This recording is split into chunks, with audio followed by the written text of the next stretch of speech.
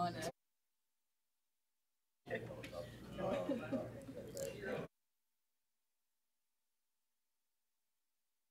Pretty tragic, though. Yeah.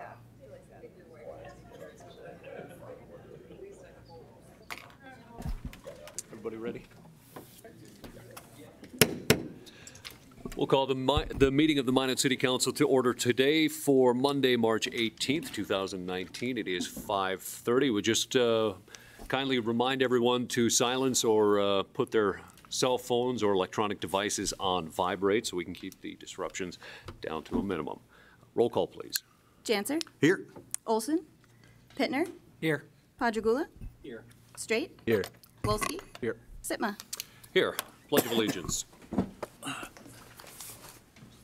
I pledge allegiance to the flag of the United States of America and to the republic for which it stands, one nation, under God, indivisible, with liberty and justice for all. Number 3 on our agenda is personal appearances. This is an opportunity for anyone in the audience to speak on any item that is not on our agenda. If you do come up, please just speak into the microphone, say your name and your address as well, and then we'll give you 5 or so minutes. The floor is yours. Thank you. Mr. President, Alderman, hello. My name is Kaylin DeWitt Vidal. You want my address, you said? Yes, please. So it's 1210 9th Street Northwest, Minot. This is my daughter, Cora Vidal. We came to talk to you guys about recycling today. Cora has been very interested in recycling, and she's concerned that we don't have recycling pickup. She asked me how we could make it happen, like me and her. So I thought that coming to talk to you guys would be like the first step in that. So she wants to tell you why she thinks recycling is important. Okay, talk right in the microphone so we can hear you. Hi. Hi. I really want to recycle because I saw a movie that has recycling in it. And the people who is in it, there's a little monkey. And his name is Curious George. Aw. The recycling is important because the planet already has a lot of trash on it, and if we don't recycle the planet, there's not enough room to live. Very well said. Thank you so much. When I asked her at home, that's basically the same thing that she told me. She's been asking me about it all the time because I'm always telling her, like, we don't use the plastic. We try not to use it a lot because we're throwing it away and it's going in the trash. So she kind of understands the concept. Mm-hmm. I do understand that the national recycling market is at unease right now, and that's a big part of why you guys aren't really moving on it at this point. But I believe that there is significant evidence that the market is evolving, and the process, the reorganizing and the flow of the recyclables in the United States is going to reestablish the value of recyclables. Like, it's not going anywhere. This isn't the end of recycling. If we as a city and as individuals can't afford it or don't want to pay for it right now, like today, that doesn't mean it's a non-option. And I don't want the conversation to stop. If we can't do the proposed plan at this time, let's keep a close eye on the market. And if the price is where we like it, then we can strike on that plan. If we can't use that plan, let's develop more sustainable plans. Let's look at other options. There's new technology coming out every day all over the world on what to do with recyclables. So it's not like we don't have other options. It's just, I understand we can't do it right now today, but let's keep talking about it, okay? Thank you. I do want to leave with you guys with a couple questions that I just want you to think about. If you can think about these on both, where did I put them? A monetary and ethical sense. What amount could you guys justify paying for a recycling program? And what amount have you already justified paying to dump everything in the landfill? So, thank you guys for your attention. That's all I have for you guys today. I appreciate it, and thanks so much for coming forward. Do any of the aldermen have any questions for Ms. Vidal? If not, I certainly would, if you haven't had the opportunity yet to go back to the previous presentations from our Assistant Public Works Director, he has done that as well, and we are continuing to look at exactly what is the price so that we can come forward to the community and look to the community on answering the question. Right. Is what price Yeah, are we and willing to? I know people don't like paying for things. Like, I understand that. People don't want to pay more for more services at this point. But there's always going to be people not wanting to pay more for anything, period. And we have to decide what price is it worth. Because it's not going to be zero. We're not going to pay $0 to get it done. So. Alderman Straight? Mayor Sitma, thanks. Miss, I guess I want to pose one back to you. Sure. I was just talking about this with Alderman Padragula, and I think I was writing about it over the weekend. I think we can spend a lot of time talking about recycling. We're going to continue to have this discussion. I appreciate you coming tonight. But I also want to encourage a conversation of how do we also talk about reducing? Right. Is one Yeah. of the 3 R's, right? Definitely. As much as reusing. And But I don't want it to become, well, what about reusing and then like nothing happens, right? Sure. We're not implementing any programs that are helping with that. So I Right. don't want it to be like, okay, well, let's not talk about recycling, let's talk about reducing, and then now we're not talking about recycling and we're not implementing reducing. So yeah, I guess something does need to happen. So. I'll say from my standpoint, the stew over the weekend is how, as somebody who's trying to be an ethical, concerned about the monetary responsibilities of the decisions we make, how can I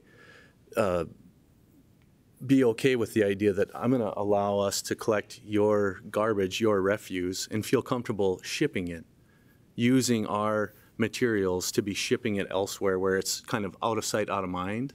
So that's one small instance of what we're Right, the and bigger that's why I question. kind of brought up that the national market is changing. So there's a plant that just opened in California that is processing plastics to rPET, which is what China was doing with the plastic. And then as soon as you get it to the rPET, you can use it to make other things. Sure. So a plant just opened in Southern California, and there is another one, there's plans in motion, it is happening in Philadelphia, a very large plant. So it's, it's developing. And unfortunately, it's the timing of when the plan came out for us and what happened to the market, right? But I just, like I said, I want to keep the conversation going with it because I think it is going to change, and it's going to change more rapidly than maybe we're thinking it's going to change. Thank you so much. I appreciate it. And the good news is the conversation has been ongoing for a couple of years, and I'm feel very strongly that it will continue for a very lengthy period of time as the market does evolve and as we get our next reports from our Public Works Director and take a look at what our next steps are within the community. So thank Good you to again hear. for coming forward. Thank you. Alderman Padragula, really quick. I've been carrying around this straw for the past week because we've been reusing it for months now. That's great. That's great. and- My daughter okay, so one of the things is straws, because she thinks straws are interesting. Like, they're cool. You're a kid. Like, whoa, straw to drink out of instead of a cup. Later on in So- tonight's agenda, there's something on the city adapting to climate change, and I think we're starting to coalesce that we need to look at these issues, that they're all interrelated. They and are, maybe we don't do recycling now, but I think we need to be doing other things. We need to balance them. But this is just a small example. But believe me, it's not forgotten, and several of us, if not all of us, really care about the issues. Just like Alderman Straight said, just trying to figure out what the best financial approach is. So thank you for your concern, and thank your daughter Thank for you. her concern. It really was like this. She's the reason that I got up here and that I started doing research. And it's not that I'm not into recycling and reusing and reducing, because we do that, like I said, in our lives daily. That's why she knows about it. It's not just the movie. I'm talking to her about it too. And she's really the reason that I came up here to talk to you guys, because if we still do the landfill and we don't come back to recycling often and it goes on the wayside, she's going to have to deal with it. Right. And I have another child who's going to have to deal with it. We can't just push it to the next 60 years and then somebody else has to figure it out. It's going to compile and the problem's going to be worse at that point. Thank you again. Thank you. Anyone else for public appearances this afternoon on any item that is not on our agenda this evening? All right, we'll move to number 4 on our agenda. Before I get to mayoral appointments, I do have one proclamation for the city tonight. City of Minot does want to extend condolences to the James Ruyak family. The proclamation, whereas the St. Paul District of the U.S. Army Corps of Engineers has informed the city of Minot of the passing of James Ruyak on March 9th, 2019. Whereas for 3 years in the mid-1970s, as Chief of Construction, James Ruyak led successful efforts to save Minot from disastrous flooding.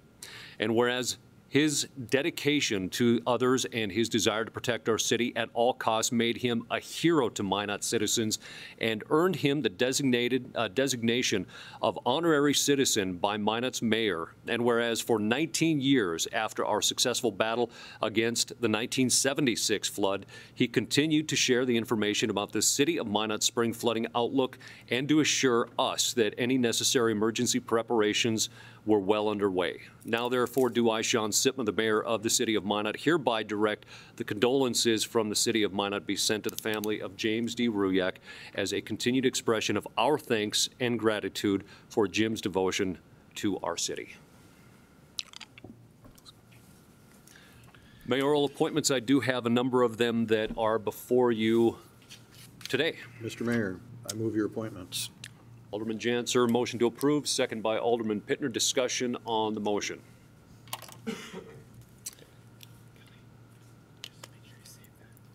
Any discussions?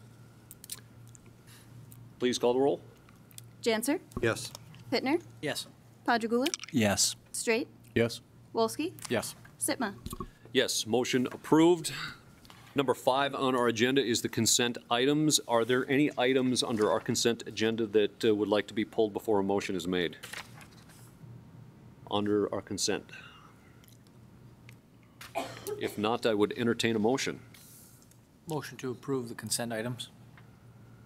Motion to approve by Alderman Pittner. Second. Second by Alderman Janser. For those in the audience or listening at home, this is consent on all items under Section 5, that is 5.1 through 5.9, will be passed as brought forth today by recommendations from the city leadership. Any discussion? Any discussion? Please call the roll. Pittner, Yes. Padragula, Yes. Straight, Yes. Wolski, Yes. Sitma, Yes. Janser. Yes. Motion is approved. Number 6 on our agenda. The action item 6.1, the approval of the 2020 budget. Minot's budgeting process begins in March of the year prior to the budgeting to be adopted. The attached budget schedule is an estimated timeline that is developed to ensure the budget is complete in a timely manner to meet the county and state guidelines. Recommendation adoption of the 2020 budget schedule before us.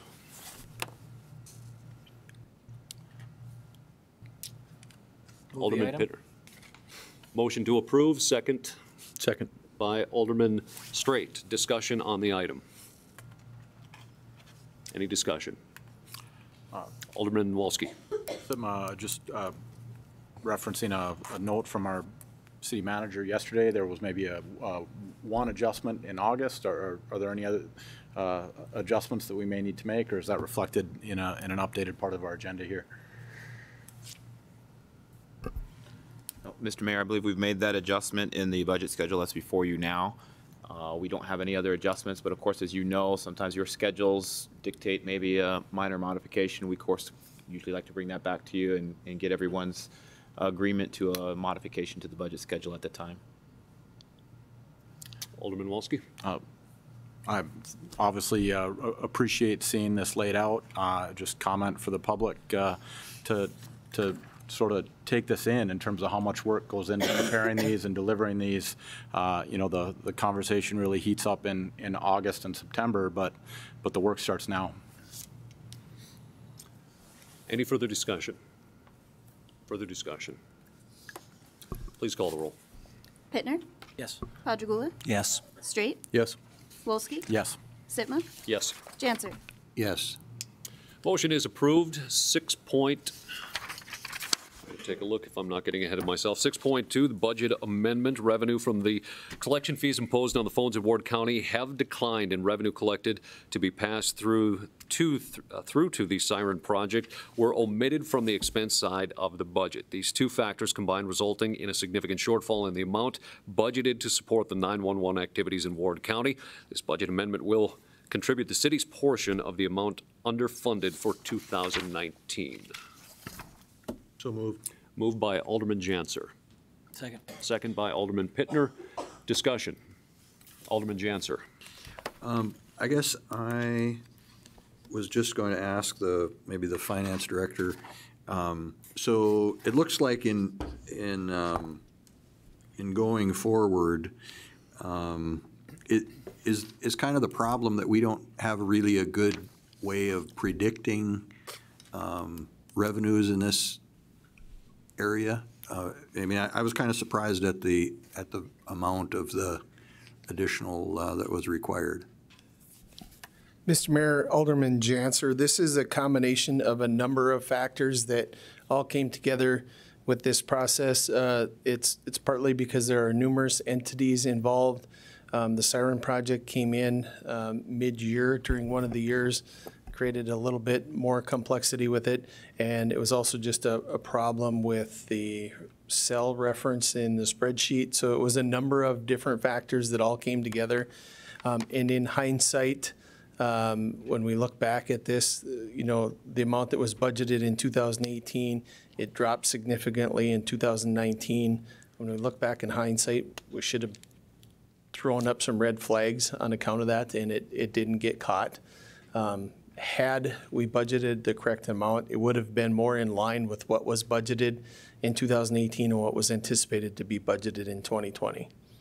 Mr. Mayor, can I continue? Please continue. And that I understand that. And so I guess are there other entities that are affected in a similar way or to some extent that need to add to this combined fund of supporting this? Mr. Mayor, Alderman Janser, that is correct. Ward County will have to make up their share of the shortfall as well. Their anticipation is that they will add that to the 2020 levy that they are required to levy to support the 911 budget. Okay, and then just finally, the outlook going forward is that, some of this has been sort of rectified now, so we should have a better budgeting ability going forward. Would that be a fair statement? Mr. Mayor and Alderman Janser, that is correct. In actual, the whole entire process has been revamped and changed to ensure that we don't have this, or it's a lot easier to follow and straightforward, so we shouldn't have this problem again. So that process has been revised. Okay, thank you for that work. Thank you. Alderman Wolski. Mayor Sitma, thanks. Mr. Lakefield,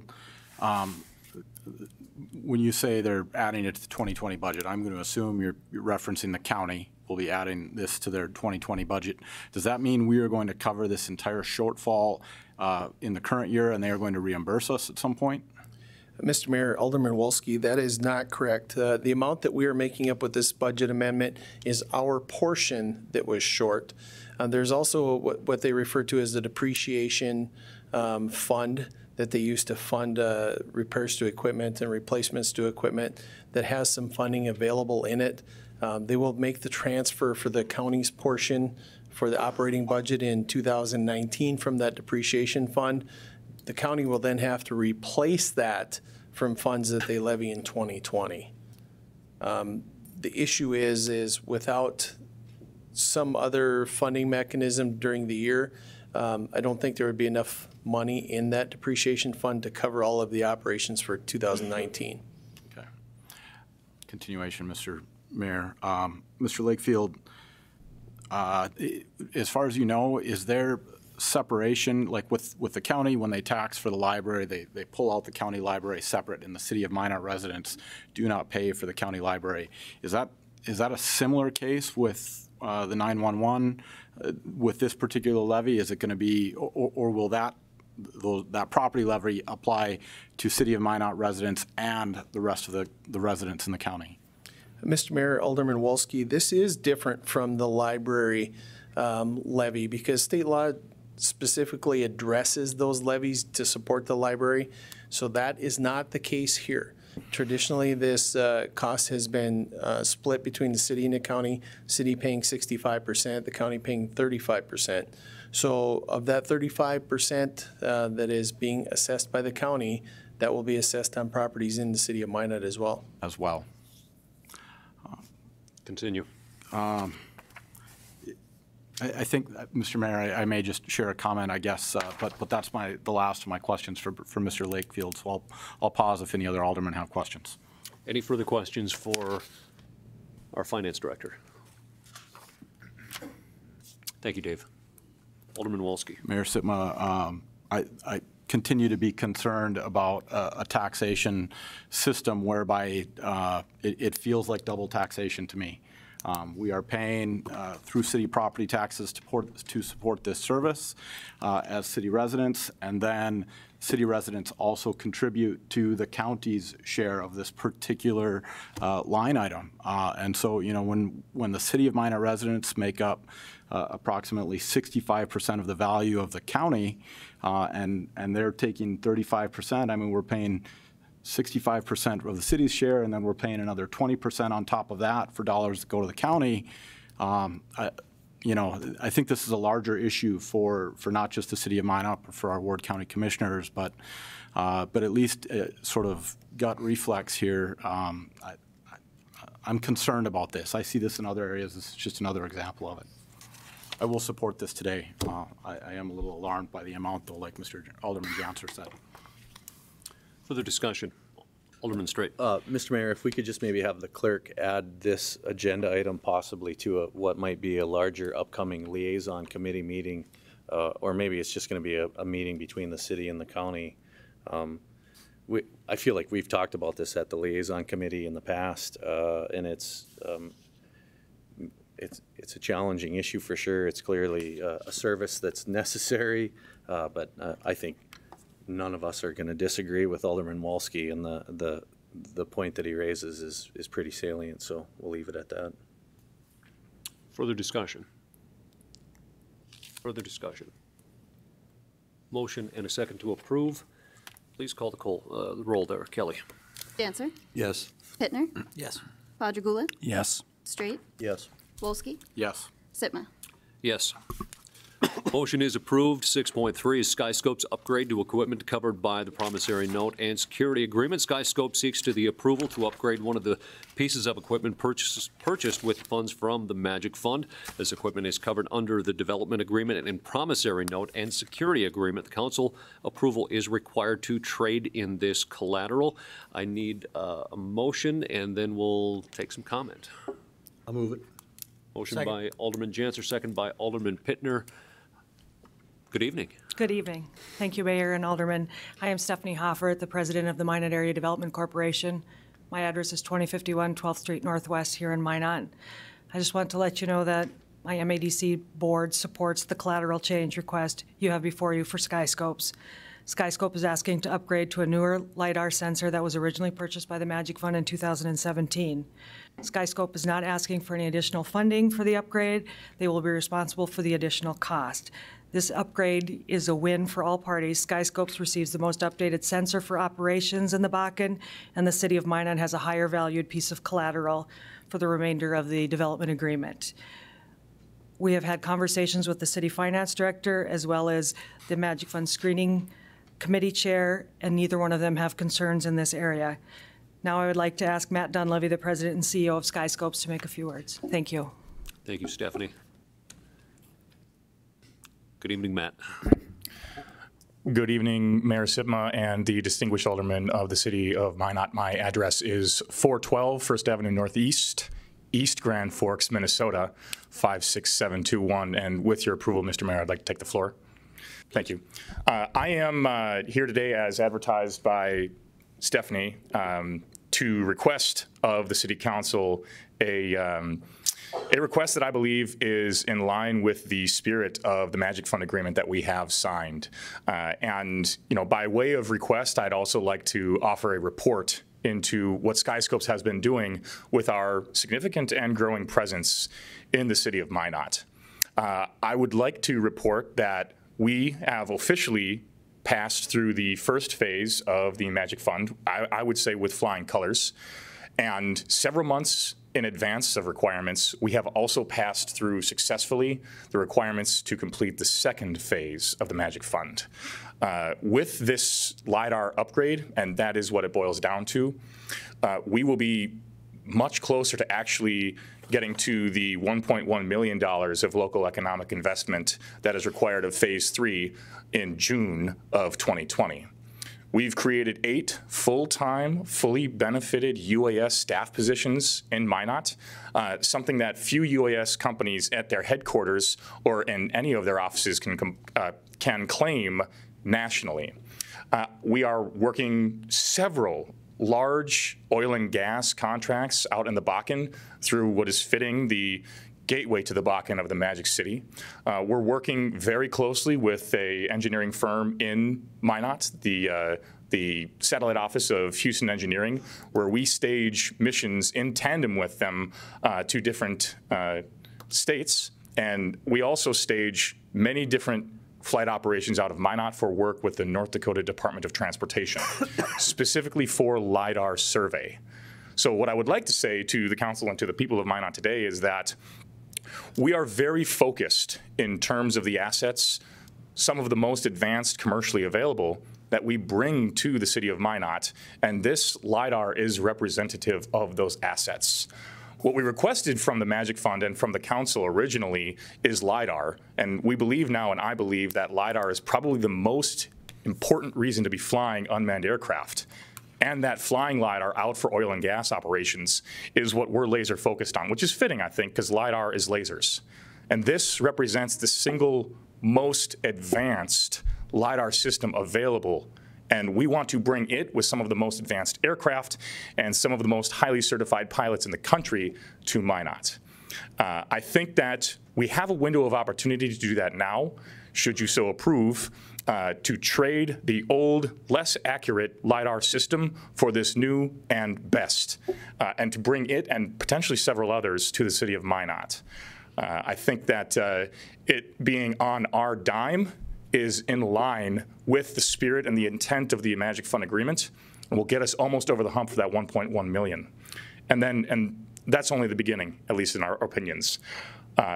I and we at Skyscopes would respectfully request, when the good mayor calls the roll, that you lend the force of your support to the amendment that we are proposing, bringing an upgraded LiDAR to the city of Minot. And with that, I would be happy to field any questions. Thank you, Mr. Dunleavy. Any questions? Alderman Straight. Thank you, Mayor Sitma. Matt, can you explain to me, you just used the phrase trade in, I believe? Correct. So you're going to be trading in one lens for another lens? We're going to be trading up, is how I would say it, Alderman Straight, and Mr. Mayor and Alderman Straight. It's called a Velodyne 32, and it's good for vegetation penetration. The City Council of Minot taught us that LiDAR is the most important thing, and now we're finding the best LiDAR to trade up to, and the difference we are making up on our dime. And just, if I heard you correctly, so we currently have 8 full-time Skyscopes employees working in and around the Minot Ward County area? Gainfully, absolutely. Further questions, Alderman Wolski. Mayor Sitma, Mr. Dunleavy, trading up, what happens? My assumption will be that the existing unit that you have will go back to the company. Correct. Mayor Sitma and Alderman Wolski, I'd like to say that the company that we purchased it from, it's called Phoenix LiDAR Systems, and they're out in California, have already agreed that if we're able to send them this, which is the lesser generation of LiDAR systems, that they will accept it as a trade-in. We've let them take a look at it, and this isn't something that they would usually do. So the point being is that I believe we have a window of opportunity to seize on now as a city, as a council, and as an organization. Continue. Mayor Sitma, thank you. Mr. Dunleavy, again, and forgive the sort of probing nature of this, but this trade-in has not taken place yet. Mayor Sitma and Alderman Wolski, absolutely not. Okay, and I only ask because in our agenda packet was an invoice that's dated from October of last year. Help me out with that. Mr. Mayor and Alderman Wolski, so that was the invoice, the original invoice, if I'm not mistaken, for the 32 laser, so the one that we want to trade in, that we purchased through the Magic Fund. And we haven't yet purchased the upgraded one. So that is from a purchase that has been made, but not from a trade-in that has yet been made, sir. Further questions? Can I come up and clarify something? Yes. The technical aspect here. Mayor Sitma, Alderman Wolski. So we previously purchased that Ranger unit in December, and we already have that in hand, and it's why we want to switch the serial numbers. We have 2 additional Rangers that are en route. We put 50% deposits down. They're going to be completed the next couple weeks. That credit for the trade-in would occur on one of these upcoming Ranger units, if that helps explain kind of your question. So 3 LiDAR units, 1 has already been completely paid, 2 are on the way being paid, and we are planning on using that credit, if approved, for one of these additional Rangers, which would bring 2 Rangers to the city of Minot. Does that answer your question, Alderman Wolski? I think so. There was just a little confusion here with the dates of the invoices and all of this, but I think if there's more, it's not just one for another in terms of what we're seeing here. So I think it does. Okay, thank you. Thank you. Just to add to that, that's why I'm saying we want to bring this and many more of the best LiDAR sensors to Minot. And the one that we have purchased and the one that we want to use the trade-in credit for all represent the state of the art. One follow-up here. Mr. Dunleavy, I think I just want to clarify this. Which engineering firm are you working with locally? In the city of Minot, we've been working with Houston Engineering, but we also have discussions going on with others as well. Mr. Mayor and Alderman Wolski. Any follow-up questions? Not for Mr. Dunleavy, but Ms. Holford, possibly. Okay. Any for, thank you, Matt. Thank you for your time. Stephanie. Ms. Holford, the Magic Sky Initiative, at least, well, we're coming up on 2 years since we got formally engaged with Skyscopes. Magic Sky has been going on since at least 5 or 6 months before that. The goal to create the environment whereby many other supporting players in this industry are relocating to Minot. Just checking in and asking for a progress update. Mayor Sitma and Alderman Wolski, we are currently still working on that. Building relationships with new companies takes a long time. I have been to some conferences and trade shows that are UAS related. We were in some discussions with a couple of Norwegian companies last year, but right now they are not in the process of making decisions yet if they're going to do operations in the United States or have offices in the United States. So I continue to keep those relationships being built. But at this point, May, I will be going again to AUVSI, which is the largest UAS conference trade show in the United States. And I will be explaining the Magic Sky Initiative. I'm not going to be having a booth there, but I will be walking the show to save some expenses. So I will be going alone instead of bringing along more employees with me or additional board members, but I will be there making sure I make connections and people understand what Minot has to offer. Thank you, Ms. Holford. Any further questions relating to specifically this evening? Relating to the motion in front of us, Alderman Pittner.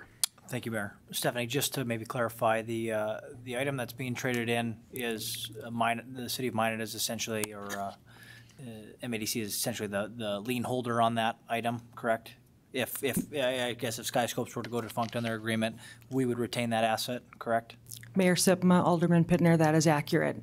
And so with the replacement of the new one, like I said, it would be a win on both ends. If something should unforeseeably happen and Skyscopes no longer is operating here in Minot, the city would get the new LiDAR system rather than the one that was purchased in 2017. Okay, that was my follow-up. Just wanted to make sure that was clear. Thank you. Thank you for your consideration. Thank you, Stephanie. Further discussion? Alderman Wolski. Not a question for Ms. Holford, but further discussion, I guess. I'm prepared to support this agenda item because I think it does strengthen the city's position. I think we should always take those steps when they're available to us. The larger practices here in terms of economic development are a concern to me. You know, when the Magic Sky Initiative was introduced and Skyscopes was welcomed to Minot, there was an engineering firm that was held up as a proud partner to this process. That is not the same partner that is being delivered to us tonight. And so when I hear these types of shifts, I become concerned that our economic development practices aren't actually creating the jobs that we have expected them to create. There is a but-for kind of exception that we have to hold here, and but for these dollars would these jobs have been created. I think we were heading in that direction to have some of these things created in Minot. And so while I support MADC, the work, I am glad Skyscopes is here. I wish them nothing but success. I think from a city, our economic development practices need to continue to be evaluated to ensure that when we apply dollars into a system, that jobs are being created, and we're being very conscious of the counter effect that occasionally happens, which is the disincentivizing of private firms that are already in the practice. So just wanted to use this opportunity to continue to share my concerns. Ms. Holford, seeing as you're at the podium, can I just ask a simple question? Has Skyscopes met all of its requirements that have set before it for its agreement? Yes, it has. Thank you. But also I want you to let all of you know, as well as Alderman Wolski and Mayor, that we do have another engineering firm that is under the Magic Sky Initiative, Ackerman Estvold, and when I am out at conferences and trade shows, and as well, Ackerman's name is also identified. They have become one of the Magic Sky partners, and will continue to do that. And I will continue to be there telling people about them as well, not just Skyscopes. Thank you. Further discussion? Further discussion? Please call the roll. Janser, Yes. Pittner, Yes. Padragula, Yes. Straight, Yes. Wolski, Yes. Sitma. Yes. Motion is approved.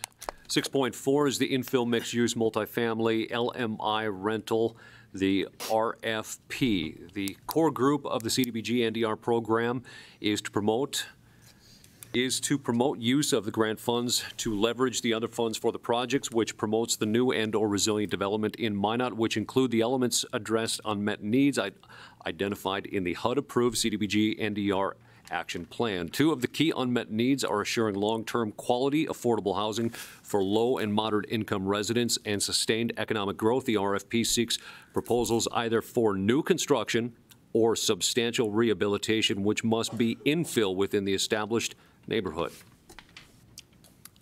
So moved. Moved by Alderman Wolski. Second. Second by Alderman Pittner. Discussion on the motion to approve. Alderman Wolski. Question, I think, for our principal planner, Mr. Lang.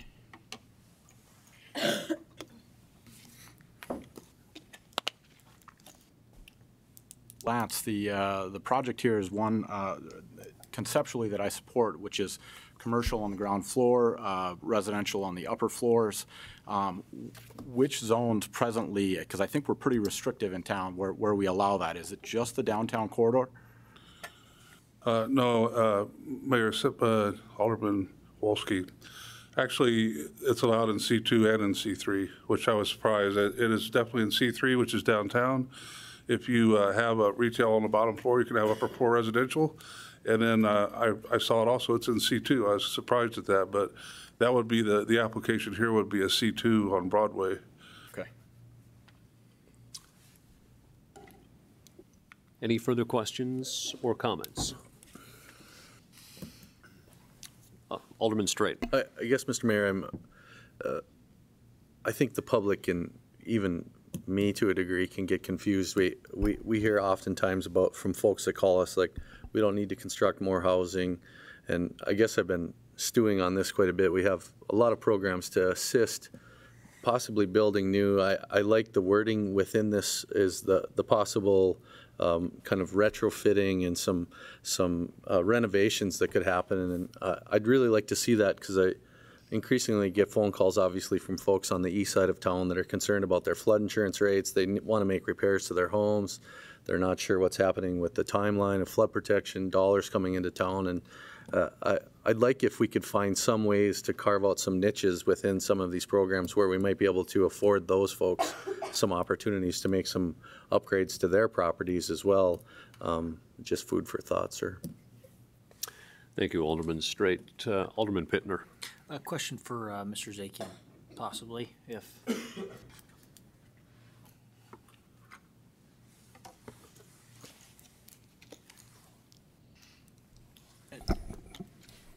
Thank you, Mayor. John, just a question as far as the use of these dollars or restrictions. Obviously, we cite downtown and South Broadway with these cases. Is there any use for these dollars, maybe lending to what Shannon had said, say it be C2 in the floodplain, if it were to meet the requirements to be built base flood elevation above the floodplain? Mayor Sitma, Alderman Pittner, that's a very good question. There is no prohibition against the use of CDBG DR or NDR funds inside the 100-year floodplain, but yes, there would be restrictions and requirements on it, one of which is if there is substantial rehabilitation, we would be remiss if we didn't require 1 foot above base flood level that's set by FEMA. And just continuation, base flood elevation for the habitable area of the structure, or for the entirety, like the commercial level as well? That would be something that, not to step on City Engineer Myers' ballywick. Who is standing up. That would be something that would have to be clearly established with FEMA. That would be outside the purview of CDBG DR. Thank you. For some clarification on that, Lance, if you would, substantial improvement within the proposed new floodplain. Yeah. Mr. Mayor, Alderman Pittner, it is the lowest floor of any occupiable structure. So it doesn't matter the zone or the use. If it has 4 walls and a roof, its lowest elevation has to be a foot above the base flood elevation. Okay. Thank you. Any further questions, or maybe one further addition, Mayor Sitman, if I just could, just to make it clear to the council, but also to the public, there is still more than sufficient funds, as is noted in this memo. We're not using up all the funds with this RFP. There's still funds available for other activities and projects, which will be talked about and coming forward to you in the upcoming months. So there's still opportunities for other unique initiatives. Further questions for Mr. Zakian? Alderman Wolski. Mayor Sitma, John, some expressed interest at this point. Do you have expectation that there's desire in the community to see this type of project? Mayor Sitma, Alderman Wolski, another good question. Yes, I am aware of interest both in the South Broadway corridor and also in downtown. Those conversations have been occurring over the last 3 or 4 months. For transparency and due diligence, I do not allow anyone to make express representations because this is an RFP process. We have to do due diligence. But I have been providing information about the possibilities. And this RFP has been informed by that input. So I am expecting, I would not be surprised if we get some very good responses. Further questions for Mr. Zakian? Alderman Pittner. Thank you, Mayor. Just a quick one. What are the requirements as far as housing with these? A number of units, or obviously low to moderate income, but if it's a duplex, or I mean, what are the requirements, base requirements? Mayor Sitmer, Alderman Pittner, in this particular case, the only requirements are that the ground level, it's going to have to meet C2 or C3, and so the ground level has to be commercial. And then the units will be determined by the size of the building. So it could be anywhere from 1 to 10, probably. Okay, thank you. Thank you, John. Thank you. Further discussion? Further discussion? Motion is to approve. Please call the roll. Wolski, Yes. Sitma, Yes. Janser, Yes. Pittner, Yes. Padragula, Yes. Straight. Yes. Motion is approved. The 6.5 is the sale of property to the North Dakota State Fair Association. In 2014, the city purchased a lot located at 1901 Burdick Expressway East for $48,000 pre-flood assessed value. The property was purchased with the state grant funds, and there is no need or grant restrictions relating to the property. The city demolished the blighted structure that existed on the property, and the lot has been vacant since. Earlier this year, the North Dakota State Fair Association, or the State Fair, contacted the city staff about purchasing the lot. The city manager communicated with Renee Corsley and negotiated sale of this parcel contingent on council approval. The State Fair has agreed to pay $15,000 for the lot. So moved. Second. Motion by Janser to approve, second by Alderman Straight. Any discussion? Any discussion? Please call the roll. Janser, Yes. Pittner, Yes. Padragula, Yes. Straight, Yes. Wolski, Yes. Sitma. Yes. Motion is approved. Number 6 in our action items, the determination on final approval of Cypress Renaissance Zone application. Cypress Assets North Dakota LLC submitted a Renaissance Zone application for the property tax benefit for what is known as the Y Condominium Project at 105 First Street Southeast. The application was submitted in the spring of 13. The preliminary application was considered by the City Council at its June 3rd of 13 meeting with no one recorded as speaking, and it is approved by the City Council for Cypress Assets North Dakota LLC. May 22nd, 2018, the city was advised by the North Dakota Department of Commerce that the application was seeking final approval. It was discovered during the efforts to secure the information from the application that there had been changes in the ownership prior to the preliminary approvals granted by the City Council and the North Dakota Department of Commerce.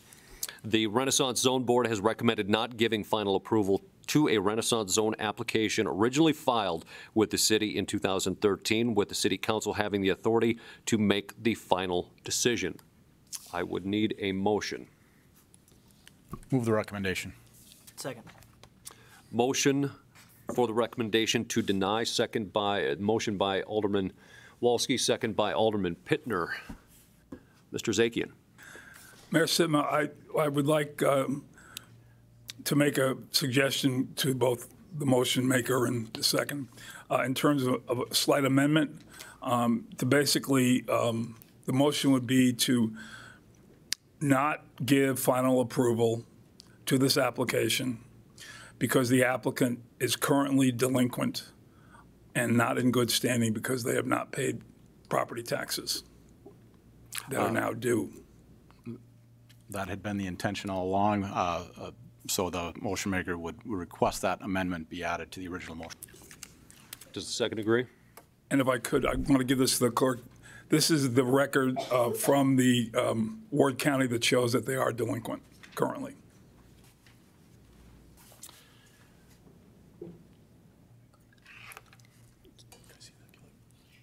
John, I'll wait for you to get back to the podium here and ask you a question. If the applicant were to pay the property taxes and get back in good standing, would the applicant have the ability then once again to reapply to the Renaissance Zone, seeing as the situation would then have changed? Mayor Sitman, yes, they would have the opportunity to request a reconsideration. Further questions for Mr. Zakian, Alderman Janser. Thank you, Mayor. So there's actually kind of two issues here. One is the delinquency on the taxes, and the other is that from the time of the original application, there was an ownership change that came to light. Is that a fair statement? Mayor Sitman, Alderman Janser, yes, that is a fair statement. Okay, thank you. Further questions for Mr. Zakian? Alderman Wolski. Mayor Sitma, thanks. John, we have a statement from the Ward County auditor that the applicant is not in good standing with Ward County. Is that related to city projects? Or is that, I'm just curious as if that's what this project is not in good standing related to. Mayor Sitmer, Alderman Wolski, this is specifically reference to this particular property on which the applicant is making a request for the final approval. They are delinquent in property taxes. And that is the record I handed to the city clerk. Okay. Seeing as this did come back before for reconsideration, Mr. Zakian, referencing the Department of Commerce, they had made the statement that they were in good standing at that time with the Department of Commerce. Is that correct? Mayor Sitmer, yes.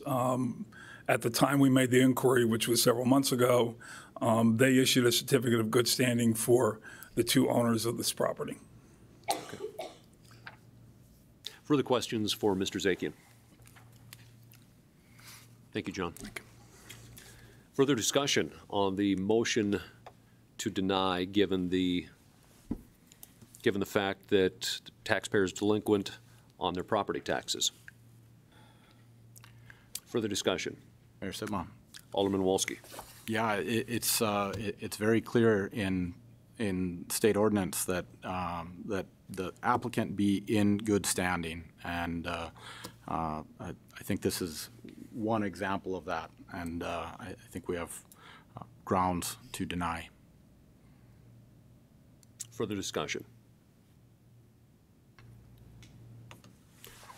Please call the roll. Wolski? Yes. Sitma?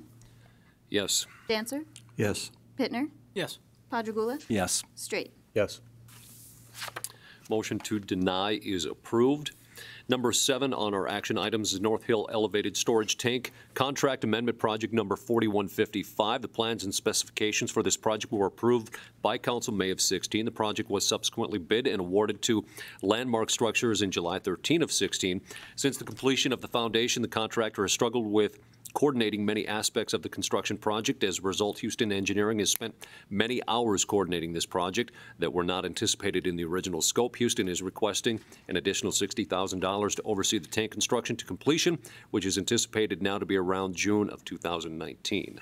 Looking for a motion. So moved. Motion by Alderman Padragula. Second. Second by Alderman Janser. Discussion. Alderman Janser. I guess maybe I have a question related to the part about the contractor struggling, coordinating aspects of the project.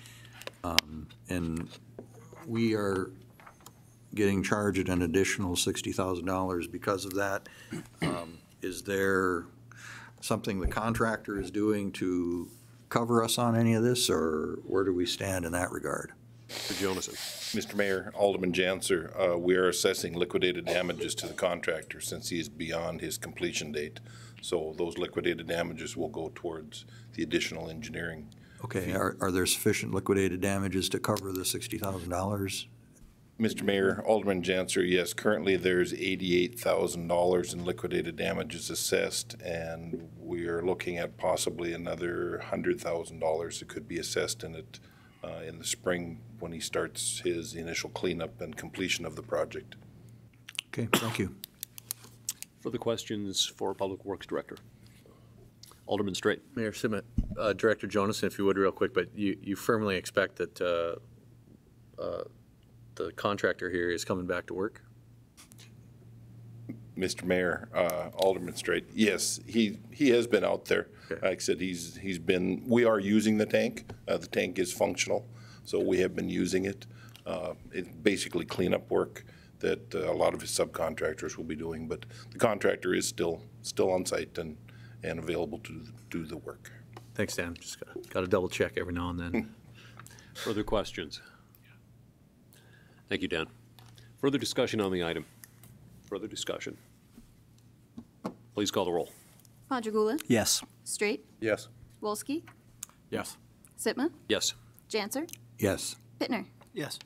Motion is approved. Number 8 is the sub-recipient agreement with the Strengthen ND for Grant Search. The CDBG NDR Action Plan allocated $273,375 for funding and financing strategy development. The premise of this allocation, based on the language in the application plan, is that many of the unmet needs identified in the NDRC application are not funded by the $74.3 million grant and also need future funding are resiliency measures resulting from the NDR program activities and outcomes from related planning results, such as the IEDC report. Strengthen ND is a 501c3 nonprofit corp, which has one of its primary purposes supporting efforts to build capacity and resources in a wide range of needs being sought to be addressed by the nonprofit corps.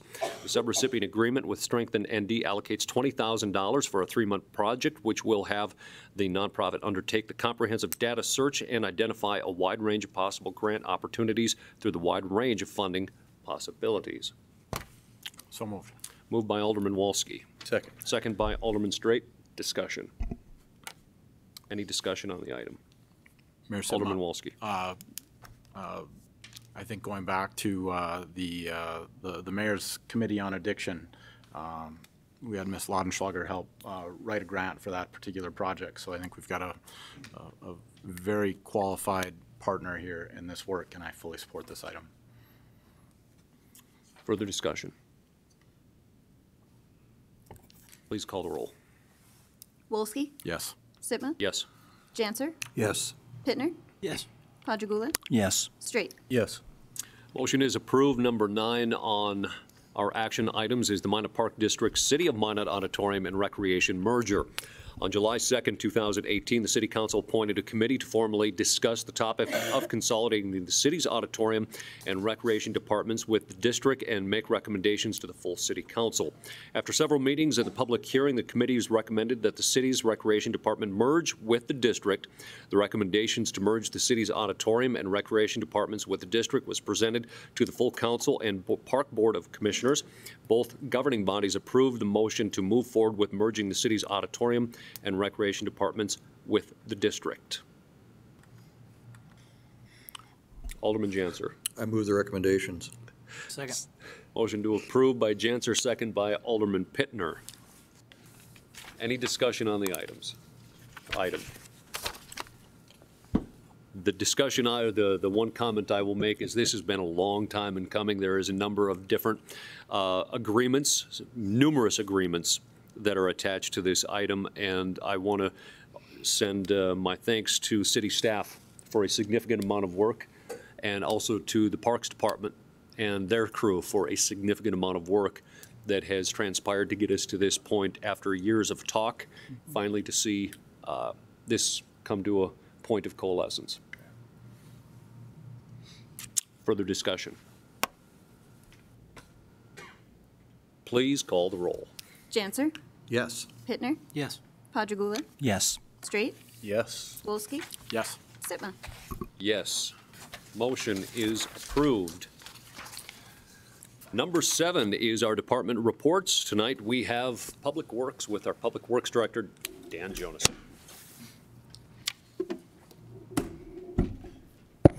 Good evening again, Mr. Mayor, members of the council. It is my pleasure to come to you tonight and give you an update on some of the things going on in the remaining Public Works Department departments that we have in the city. I'll try to be as brief as I can. There's a lot of slides to get through, and I'll go through them as quickly as I can, and hopefully you find them as riveting as the presentation we had from our city engineer a while back on what is asphalt. So with that, like I said, the Public Works Department consists of 12 different departments that you see here. In October, I gave you an update on 4 of those 12 departments. So tonight I'd like to cover the remaining 8 departments. Starting out with sanitation and landfill, said we have our department staff. As you can see here, our sanitation landfill superintendent covers both those departments, foreman, sanitation foreman, and so on through there. There's been significant changes over the last year in the sanitation landfill department due to some resignations, some retirements, and promotions in there. You can see when we went to automation, we were able to eliminate 10 positions in the sanitation department with the automation of the garbage collection. Josh Kraft is now our sanitation superintendent. He was our landfill foreman. Alan Shefstead was promoted to landfill foreman. Ray Newhoffen was promoted to the sanitation foreman. Dave Helgeson, Robbie Boucher, Dalton Lackaduk were promoted to HEOs, and we had 2 new hires to replace the positions, Steve Corello and Kent Wood.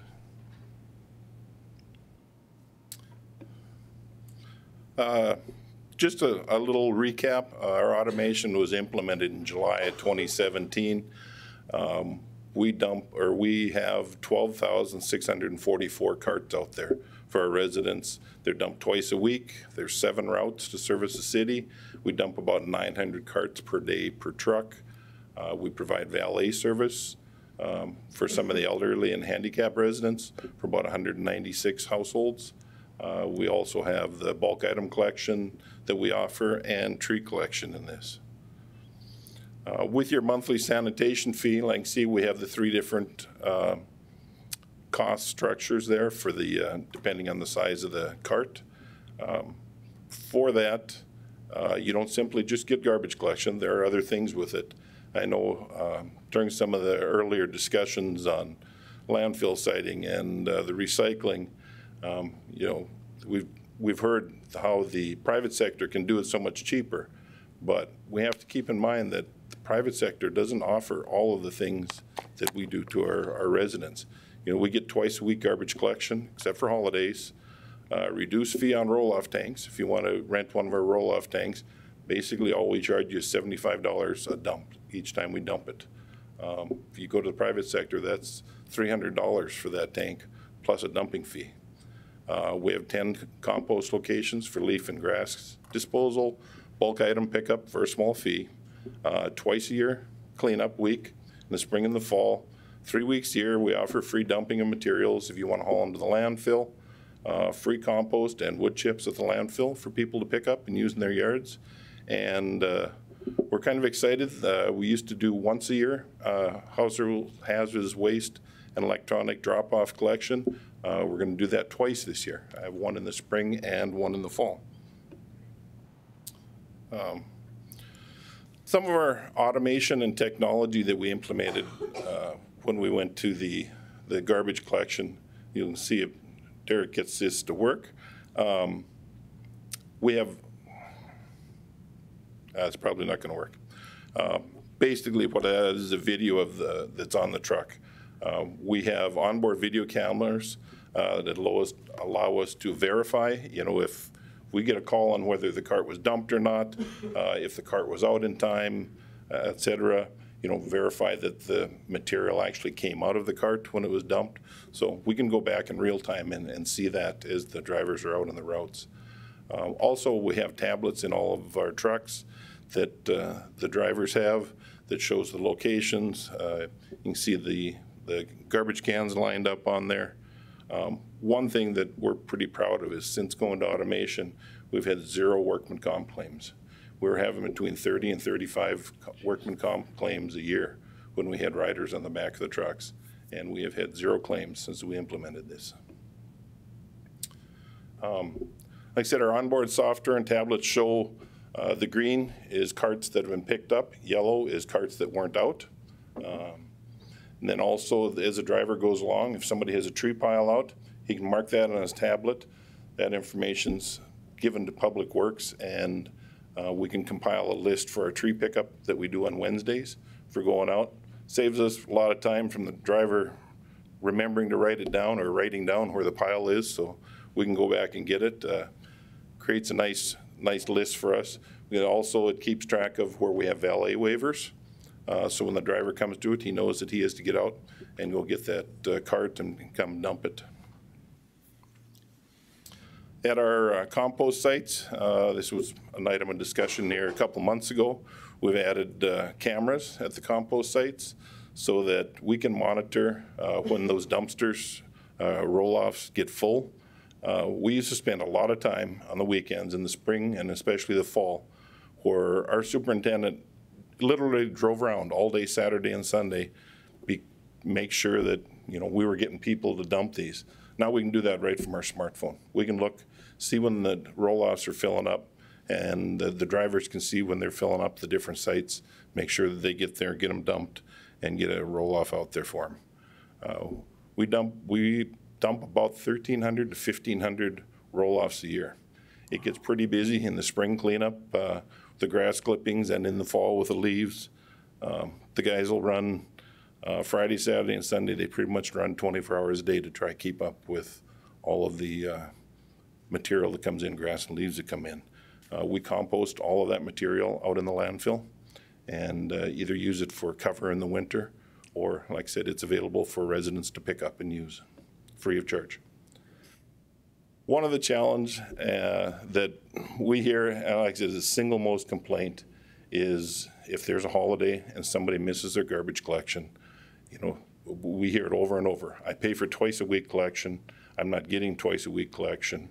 So just something to keep in mind if we're considering going to once a week collection. I think there would be an outcry from the citizens. They really appreciate the twice a week collection that we give them now. At our landfill, said our sanitation superintendent oversees the landfill operations, also for foreman and equipment operators.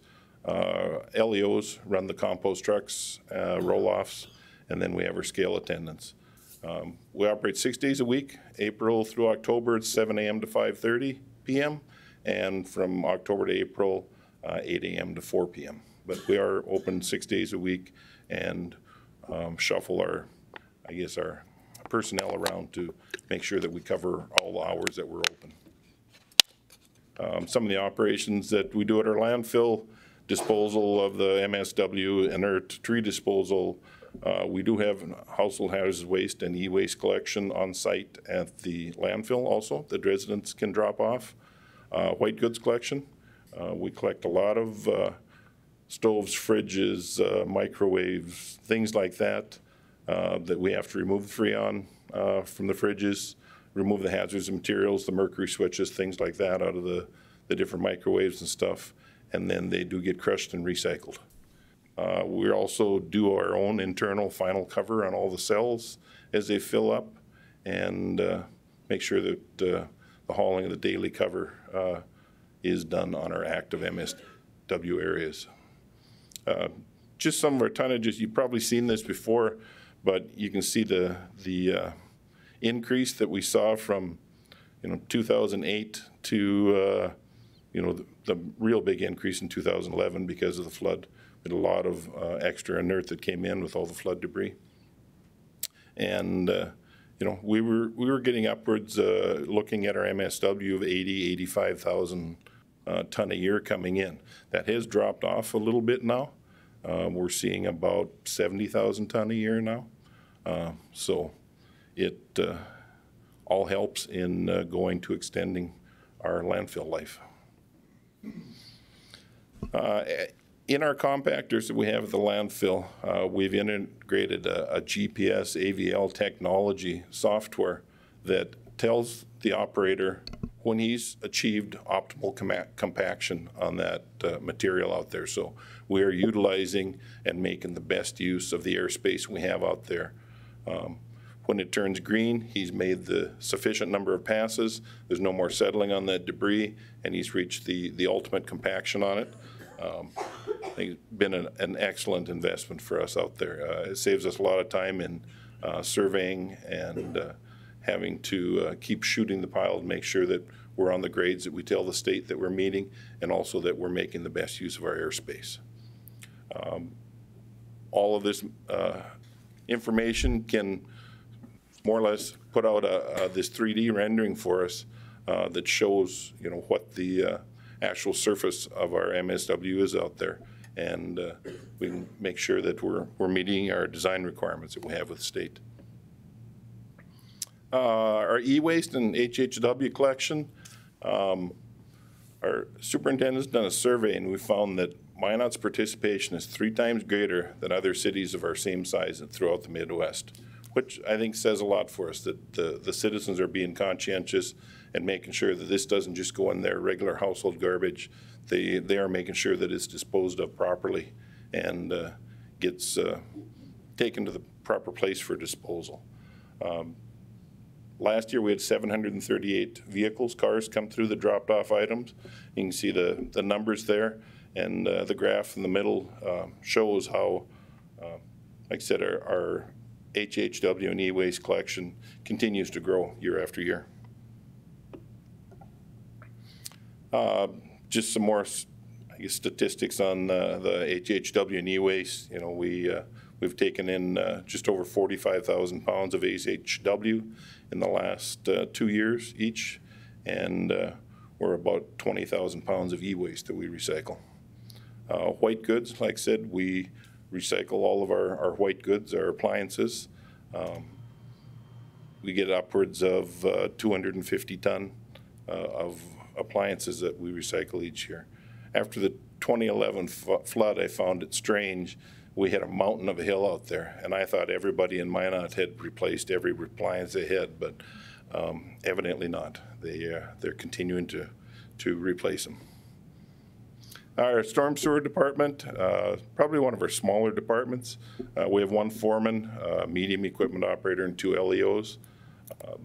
Basically, these guys work in the storm sewer, working on the storm sewer equipment, infrastructure in the spring and summer, and in the fall and winter, they go into our street department and start working on part of our snow removal crews. So we maintain about 118 miles of storm sewer line, 6 of the dead loops, 11 storm lifts, over 300 storm sewer outfalls. Over 150 of those go in directly into the river, and they are also in charge of maintaining and exercising our flood closure structures. In 2018, they've cleaned 54 manholes, 172 catch basins, jetted about 14,000 feet of pipe, cleaned out numerous things, catch basins repaired, and then we hauled out just about 7,600 tons of sediment from the Nubbin and Oak Park dead loops that we have built up from storm sewer outfalls in there. Clean them out, so hopefully water will flow a little better through those. Some of the technology that we've implemented in 2018, you were good enough to give us $15,000 for a quick view camera that we can set down in a manhole on a pole and look into the storm sewer lines to see if there's debris in there. This time of the year, they're getting a lot of use, checking for frozen lines and seeing what needs to be jetted. It provides a much safer work environment. We don't have to set up a hoist somebody down into that manhole, set up the air supply and pump down there. So it's a time saver and, like I said, also a much safer work environment. One of the big challenges that we see in the storm sewer is a lot of our infrastructure is old. It's old clay tile pipe, and clay tile is either lasts forever or it's junk. Unfortunately, a lot of ours is junk. So we're slowly picking away at trying to replace that. We spend about $400,000 a year on that. You may hear me in the future asking for additional funding to accelerate some of that, as we're finding now that we have the cameras and some of these other more and more areas that are falling apart. Street department, sure everybody's very familiar with it, especially if we start talking snow removal, but basically street department takes care of street patching of over 300 centerline miles or 1,200 lane miles. We do snow removal on the 1,200 lane miles and about 26.7 miles of sidewalks. Sanding a street, street sweeping, mowing on our city-owned properties, which are over 300 now just for the flood buyout, and about 360 acres of right-of-way that we maintain. We also take care of the abatement of nuisance and weed complaints, which is 300 to 800 per year that we receive, and mowing and maintaining 22 miles of levees. We also coordinate all of the mosquito spraying that's done through the U.S. Air Force Reserve. It's quite a process. We plan and we apply 2 years in advance for a spray mission that's coming up. So right now we're submitting the information for spray missions for 2021. So it gets to be quite a process. Like I said, the street patching and repair, it's that time of the year again, pothole season. And in North Dakota, everybody kind of come to expect this. With freeze-thaw cycles, we will be out there in full force, putting temporary patches of a mega mix in until the plants open up and we can dig them out and fix them properly. We have $1,075,000 dedicated just towards patching. $500,000 of it is used by the street department forces to do our own patching. $500,000 the engineering department bids out a contract and we have contractor patching done, and then $75,000 of that is dedicated just for pedestrian and bike path repair. Snow removal, like I said, we do the snow removal every year in accordance with our snow plan. We follow it as closely as I can, and we adapt for the, I guess, the conditions that we see going on. Like I said, 1,200 lane miles, 26.7 miles of sidewalks that we clear. After we're done with that, the roadways are widened and are hauled. And if the video would have worked, you would have seen a real neat video of our loader and blower filled in the truck. It's kind of interesting to see. He can fill that dump truck in about 25 to 30 seconds. So the biggest issue we have when it comes to this is having enough trucks to keep up to the blower when he's out there cleaning. Like I said, many of the arterial streets we have to haul after we start getting enough snow accumulation. There just isn't enough right-of-way there. When we push the snow out, when we start getting 30, 40 inches of snow and above that, we're either burying the sidewalks or we're leaving it out in the street. So we have to go back and haul. And just, I guess, a bit of information. I had, a couple of years ago, I think I put this information out for you when we were looking at some of our snow removal updates, but it's about $23,000 a day for snow removal expenses. I can see we go through a lot of cutting edges, and that is all dependent on the amount of snow we plow and how many times we have to be out there. But we spend anywhere from $13,000 to $75,000 a year just on cutting edges for the blades. Also sand salt, we spend neighborhoods $115,000 a year or more just on sand salt on the roads. This year for snow hauling and widening, you can see some of the areas that we've been working on. We've hauled over 2,500 loads. We have our snow pile up on the North Hill Softball Complex parking lot up by the airport. I'm sure you've probably seen it growing up there, and hopefully now with the nice temperatures shrinking quickly. But we started hauling snow January 2nd, and if we're not opening up catch basins so that the melt can get into them without flooding streets, we're hauling streets to make them wider and take care of any vision issues that we have at intersections. Street sweeping. Street sweeping. Like I said, it's not only nice to do it because it cleans everything up in the spring, but we're mandated to do it. As part of our stormwater management requirements, we have to try capture as much of the sand, salt, and dirt in the streets so it doesn't get into the rivers every year. So it's part of our stormwater management plan that we do that every year. Over the past 3 years, we averaged 8,000 to 10,000 cubic yards of sweepings that we pick up off the street from either contractor tracking or sand, salt that we put out there, or other debris that gets blown into the streets. Mowing, we have one foreman, actually one heavy equipment operator. We make him a foreman in the summer, and he is dedicated just to oversee the mowing crews. We hire 5 to 6 seasonal employees every year, and we have one of our street department employees that we keep on mowing for the levees. Some of the levees can get quite steep, and it takes someone with a little bit of experience to run those mowers rather than a temporary employee that you just get for the summertime. But we maintain, like I said, 22 miles of levees, over 300 flood buyout lots, and over 360 acres of right-of-way. Nuisance grass and weed complaints, another thing that we get to take care of with the street department. As you can see on the left chart there, the growing amount of properties that we've had to mow and what we assess to those properties.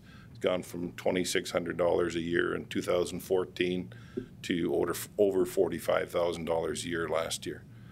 Our grass complaints have gone from 270 complaints a year to almost 800 complaints a year that we receive. We don't have to mow all of those, but we do address every single one of them. And there's a lot of work that goes into addressing that. You know, when we receive the complaint, we have to go out, see one, if there is a nuisance or complaint to be dealt with, provide the notification to them, and we try to get them to take care of it and abate it so we can keep our staff working on keeping our lots maintained. But if not, like I said, we go out and mow it, and then that cost gets assessed back to the property if they don't pay for it. Water treatment department, one superintendent, a foreman, basically 10 operators, 11 operators, and an instrument technician. Our water plant operates 24 hours a day, 365 days a year. We have 3 8-hour shifts per day. Our average daily production is about 7 million gallons a day. Our maximum daily production is about 14 million gallons a day. We're responsible for producing about 2.5 billion gallons a year for the citizens of Minot and the NAS system. In addition to that, the staff maintain 35 facilities, anywhere from the water plant, the NAS high service pump station, well fields, intakes, raw water reservoirs, ground storage tanks, elevated tanks, and booster pump facilities. Like I said, you can see since 2011, our water production really jumped up to about 2.5 billion gallons a year, 2.4 billion, and has stayed there. I think if we had the capacity, we would have more usage, but we do limit the NAS users through turnouts on the NAS line as to what they can take on that. Some of the changes in the technology in the water treatment and challenges, I guess the biggest challenge lately has been meeting the daily summer water demands. You know, when it starts getting dry in the summer, they're using 12, 13, 14 million gallons a day, and we're pushing the plant for everything we can to make that 14 million gallons a day. When the expansion gets done, we'll be easily able to produce 18 million gallons a day. However, we're going to be limited with our raw water. We're only going to have about 15 million gallons a day raw water capacity until we start getting water from Lake Sakakawea, which hopefully will be in the next 4 to 5 years maximum on that. Some of the challenges the staff have out there is with all the flood protection work that's been going on, the NAS work, the Sundre work, they have to do a lot of coordination on shutting down the transmission lines that leave the plant, doing it at optimal times, making sure we have enough water in storage to do a 12-hour shutdown or a 24-hour shutdown. So a lot of those, like I said, are coordinated very closely, and we only let them happen in the spring when our usage is down or in the fall, which contractors don't always like because the summertime is the best time for them to work, but we couldn't afford to shut the plant down for 12 or even 24 hours in the middle of summer if we're using 13 million gallons a day. And just keeping the pump stations and booster stations maintained is a full-time job. Couple of the interesting technologies that we have integrated lately or are integrating in the water treatment plant is we've taken all of our SCADA system. As you may know, we have a citywide Wi-Fi network that's utilized. We've switched all our SCADA over. During the 2011 flood, we lost all of our communications because we were reliant on phone lines that were flooded. We've switched all that over to the city Wi-Fi system. But probably one of the most interesting things is with the water plant expansion, the water that comes down off the hill through that NAS line creates a lot of pressure, about 150 PSI, and that's got to be cut down to 70 PSI when it comes into our plant. So instead of just burning that energy off, the building you see here will house turbine generators, and it will generate power for our water plant. It was about a $1.6 million addition to the water treatment plant expansion, and it'll be paid back in 6 to 9 years maximum on that. So we're excited to see how that's going to work and get that working and start creating some of our own electricity. Water distribution, sewage collection, and sewage pumping and treatment departments, I kind of lumped all together. It's 2 different departments, and it's managed by Mark Vollmer, superintendent. We have 3 wastewater foremen to cover those 3 departments, 2 heavy equipment operators because we do a lot of our own digging on breaks and repairs and things like that, 18 utility operators, and admin for that department. Like I said, they're responsible for not only water main leaks, but repairing hydrants, curb stops, sewer pipe, installing meters, changing out meters, flushing the sewer mains. As you can see, the list goes on and on and on. We have about 324 miles of water mains that we maintain, 266 miles of sanitary sewers, 43 sanitary lift stations, our aeration ponds for sewage treatment, and about 900 acres of lagoons and wetlands out there that complete our sewage treatment before it's discharged back into the Mouse River. Just some of the statistics on some of the information, the sewer lines that we televise each year. In 2014, you'll notice you see a trend up on a lot of this stuff. 2014 was a big year for us. Again, thanks to the council. We replaced an old jetter truck that was needing a replacement. It was a lot more reliable, and we upgraded our televising equipment. So we've been able to increase the amount of feet of sewer line we televise and jet and clean every year. And it's really decreased the amount of calls and backups that we have in our sewer system. You can see 2018, it dips back down on our sewer line televised. It's not that we didn't want to be out there, but the equipment was broke down and it was in the shop for 2 months being fixed. So it takes a while. Like I said, if you look at the graphs on here, you can see how the increased jetting and cleaning that we've done has really decreased the number of sewage backup calls that we've had on our lines. Our sewer department, water department also takes care of all of our one-call locates. Anytime anybody's digging anywhere in the right-of-way or wherever we have any utilities, we have to go out and locate that. Whether it's water, sewer, storm sewer, it all has to be located for the contractor or whoever's out there digging to make sure that they don't hit it. We do about 5,000 to 7,000 one-calls every year on that. So that alone, usually in the spring and summer, we'll take up 2 staff just to keep up with all those one-call locates. We also have the unfortunate task of dealing with DAs or delinquent accounts. So if the water bills aren't paid, we get to go out and shut the water off, and then when it's paid, turn it back on. So we deal with about 1,500 delinquent accounts every year that we have to address. A lot of times we get out there and these curb stops have been there for 50, 60, 70 years or more, and they aren't able to be shut off, so we have to dig them, repair them so that it can be shut off in the future.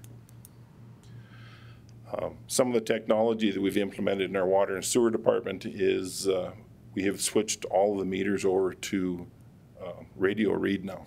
We used to have 4 meter readers that went out, read their routes, came back in, dumped the data, gave that to utility billing, then they did all the billing. So by switching almost 13,000 accounts over to radio read, we now, as one of our service guys out driving around, he's got a laptop in his pickup.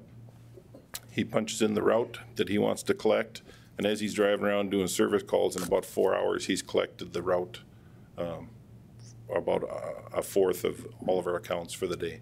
So we still have the 4 routes that we do. And like I said, it's really reduced, one, the number of personnel that we need, but has taken care of a lot of other issues that we ran into in the wintertime, trying to get into some of people's backyards when there's fences and snows and dogs and everything like that. So it's been a great addition. The other one that was just completed last fall was we added the chemical injection to reduce our H2S gas in our sewer system. It was literally eating up our sewer system. The new master lift that had been put in, it was so strong out there that it was eating away at the roof. We had H2S gas at over 300 parts per million, and with this injection system and now down to less than 10 parts per million, and happily there's no smell anymore, and we continue to keep it that way. Our SCADA system in our water and sewer department, we have added a SCADA view, I guess SCADA log, I call it, so you can have it right on your phone. If one of our lift stations gets an alarm, high water alarm or bearing alarm or something on one of the motors or pumps, it immediately notifies the person on call. Prior to this, it went to our water plant, and if it was at night, then the water plant guys that were on duty would have to call the on-call person. So it saved a lot of time, and like I said, it's just a lot more expeditious way to address the calls. And we continue to get a lot of calls with 43 lift stations. There's probably one a night that alarms for something or another. You know, if it's a minor alarm, pump fail, and the other one's going like that, something, they can just acknowledge it, and then the next day they can go and address it. But something more serious, they know to go out and address it immediately. Finally, Public Works admin. I think you're pretty familiar with this. Like I said, basically there's myself, Jason the assistant, 2 project engineers, and 2 admin people. We oversee the operations for all the 11 departments, address our citizens' calls for issues and concerns. Our admins prepare daily and monthly billings of all our accounts receivable. One of the big ones is the landfill department. There's a lot of tickets every day that they process and take care of every night, and manage and design and oversee various public works infrastructure projects. It's just a list of a few of the projects that we're involved with. Like I said, it's anywhere from our SWIFT projects, a couple $1 million a year, to sewer rehab projects, about 800,000, storm sewer rehab, up to, we're involved in and oversee the design and the construction for the Mouse River Plan project and a lot of the NAWS projects. So there's lots to be involved in. It's exciting time, lots going on. And with that, Mr. Mayor, I would be happy to answer any questions. Thank you, Mr. Jonassen. Any questions for our Public Works Director? Alderman Wolski. Yes, Dan, thank you for the presentation. No small amount of work that goes on in Public Works. I greatly appreciate getting the overview, even though it did take us a little while. But fitting due to the amount of work. A couple things. Water taste. I think it's among the issues that has been sort of brought to my attention in Minot. I know it's a challenge as a result of our source water and the wells and salt levels and lots of other factors that I'm sure you can speak to a little bit. But have we ever considered an evaluation or an audit to see if there are steps we can do to improve that? And then do you have any sense of what it looks like when NAWS water comes online? Do you think there's a likeliness that Sakakawea water or Missouri River System water improves our circumstances a little bit? Mr. Mayor, Alderman Wolski, that actually is surprising. That's probably one thing we don't get hardly any complaints on is the taste of our water, because we use chloramines. A lot of places use chlorine, and when the chlorine's being used up, you'll get a strong chlorine odor or taste in it. We use chloramine, so we don't get that strong taste or odor most of the time.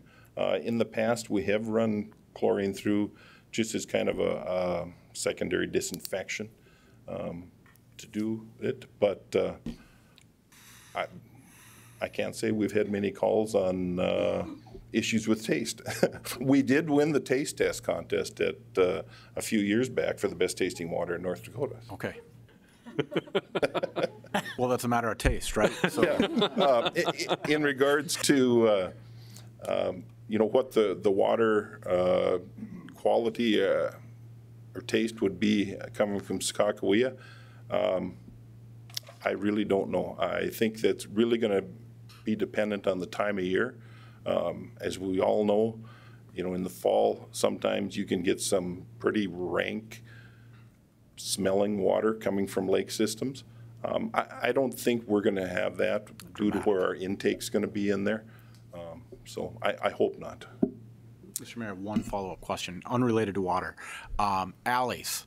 I noticed in my neighborhood last summer a number of what were previously gravel alleys were paved and switched to asphalt. Is that becoming a standard practice? I know the alley behind my home was previously done with a special assessment. And so is there a practice that's changed here? Can you talk about that a little bit? And then as a request, when we get to budget season, I think, is there a way for us to break out alleys as a specific line item budget as opposed to alleys and streets? Sure. Mr. Mayor, Alderman Walsky, typically all of the alley work that we do, we have been replacing it with crushed asphalt rather than asphalt. They're not paved, it's a recycle asphalt.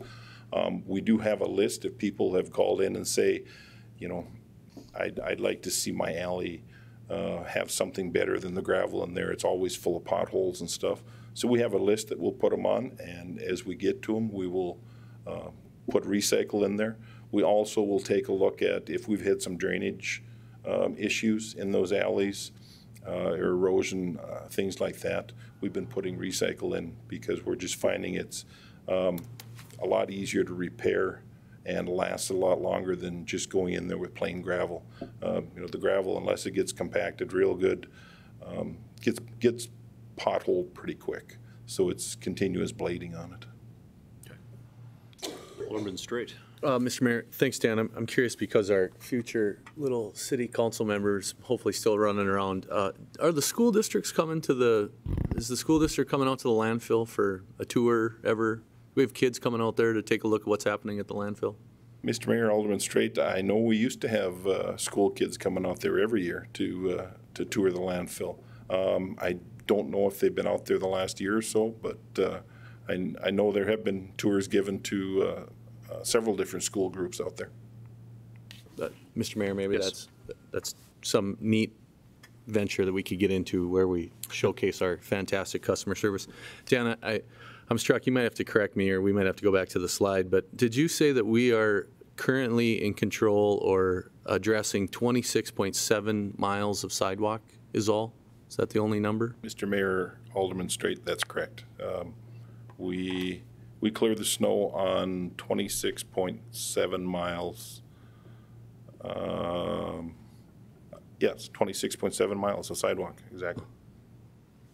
I think as we get into the budget year, and Dan, I think you probably appreciate the number of phone calls that we receive from folks that are angry about their property taxes. And the follow-up usually is, what's improved in my customer service? What am I getting more of for my elevated tax bill? And clearly this is, I think, a conversation that we need to have as we move into the budget, is how we can maybe address a larger share of sidewalks.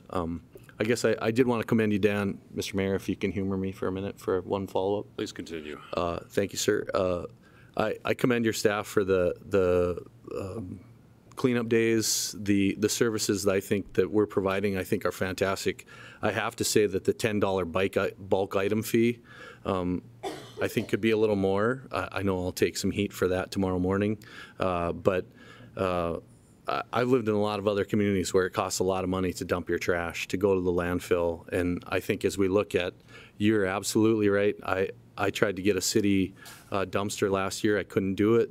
I had to hire out a private contractor who many of us all know, and I certainly paid that $300+ fee, because if their smaller ones are not available and you want to get something done, you're going to pay a higher fee. So I think keep that in mind. If that's a service that's in demand and we need more containers, that's something that we should talk about in the budget as well. So thanks, Dan. And I appreciate that long presentation was included for the general public, because I think that's what the public wants. They want to know the information. And so I commend you. Thank you.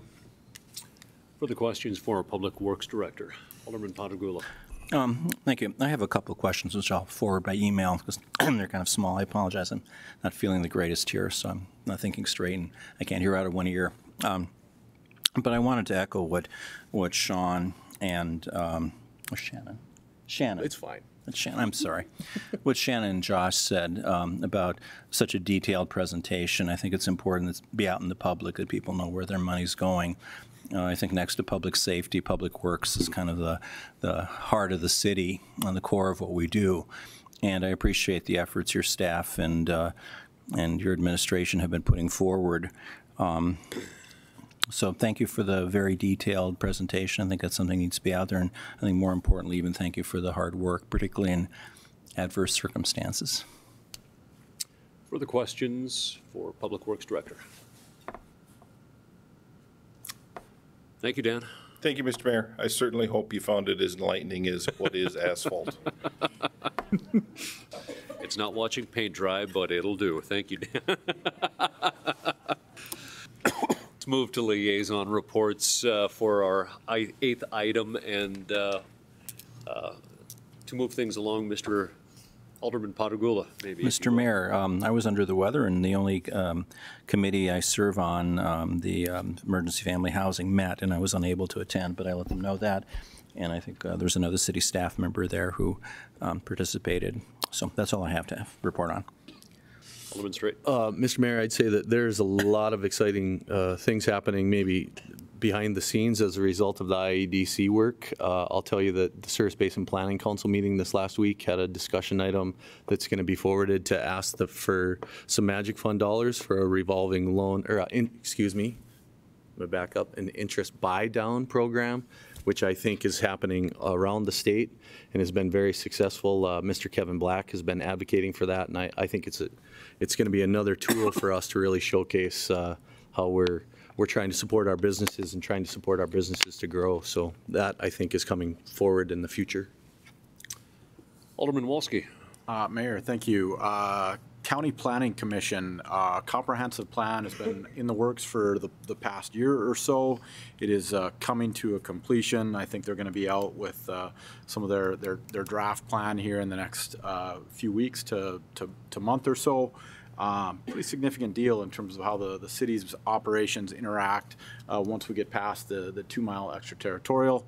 Renaissance Zone, one of the big issues was in front of us tonight. We don't need an update there. Zoning and Planning Steering met for the first time with the consultant that we approved at the last meeting. I would characterize it as a very productive meeting in terms of taking input to develop the approach document, sort of task 1 on that larger list. And then another committee of mine, Minot Commission on Aging, the March for Meals just this past week, a very important annual event to raise awareness about the different programs, particularly Meals on Wheels and how it impacts our senior citizens. And I know they were disappointed not to be able to have yourself and Mr. Berry down there, but obviously the legislature calls on short notice these days. So that's my report. Thank you, Alderman Wolski. We, too, were disappointed not to be able to participate, but ended up down in Bismarck by 7 o'clock in the morning that day. Alderman Janser. Thank you, Mr. Mayor. As was mentioned earlier, we have a liaison committee meeting coming up shortly, and the City Hall NDR project is beginning to be active, and so I am the designee for that, and will be working with city staff and that group as well. Thank you. Thank you, Alderman Janser. Alderman Pittner. Thank you, Mayor. Alderman Wolski covered the Ward County Planning and Zoning, so no update there. And the Recreation Commission, Business as usual. The merger is happening and moving along. The Rec Department and Parks Department are working very well together. They're seeing the benefits already, even prior to everything, the ink being dry on some of these contracts that we approved. So good things on that front. And just one comment to Mr. Jonason. My children watch these meetings, so I thank you, because I know after that presentation, I'm sure they're asleep.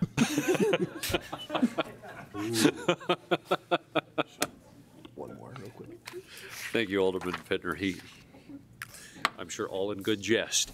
Alderman Straight, you had one last. Thanks. I just wanted to touch base real quick regarding the gathering space that city staff, we met last week with the park districts, the park district, and they are kind of going through a comprehensive check the box situation kind of required for HUD to make sure that they have all their specs in place. And then I think the idea immediately after that will be signing the subrecipient agreement, and the parks will then kind of take command of hiring the architect and moving forward with some public discussion about what that gathering space might look like. Alderman Pontegrulla. Just a brief follow-up on the zoning review committee. I attended that, although not a member of the committee. And I think what's noteworthy to me is that we spent probably, about an hour and a half, hour and a quarter with the new consultant that we've hired. And we went around the table, everybody that was there, giving him a sense of where we're at as a committee and where we're at as a council and a city. And I think this is very important because we laid out very clearly, I think, to the consultant what we need from them and what we're expecting from them. So I think the outcome when it finally comes to the council will be a lot better. It was a remarkable meeting, really, in terms of us letting him know what the expectations were. And some of those things were transparency and rules, easy access by the city, by city citizens in terms of what the policies were, flexibility. I think the kind of the things that many of us are pushing for on the council. So my hope is that when they give their report after $135,000 and whatever it comes out and how much time, that'll be much more useful. And Josh did an excellent job in speaking in terms of where the council's at with that. So I think the process here has every likelihood of leading to a very good outcome. Thank you, Alderman Pontegrulla. That takes us to number 9 on our reports. 9.1 is the Rainbow Garden exclusion fencing. The brief on this is the Rainbow Garden is a small organization that leases about 8 acres of land from the city of Minot for small garden plots. The area is cemetery land that will eventually be used for burial plots. During the nuisance animal discussion, the previous president of the garden suggested the exclusion fencing to prevent deer and other nuisance animals from damaging the gardens. Staff was directed by council to investigate the cost associated with the type of fencing and whether the gardens would be interested in paying for a portion of it. We do have the attachments within the packet, and we do have 3 different alternatives before us as well. Mr. Mayor. Alderman Wolski. I'm wondering if we have anybody from Rainbow Gardens here to share some thoughts. I know that, this came to us 14 months ago, this recommendation, I think, came out of the nuisance animal ad hoc about 14 months ago, and one of the ideas that was on the table was the possibility that the folks from Rainbow Gardens would potentially be willing to self-assess themselves in part for sharing in this cost. So I'm kind of looking for an update on whether that may still be the case if there's anybody here.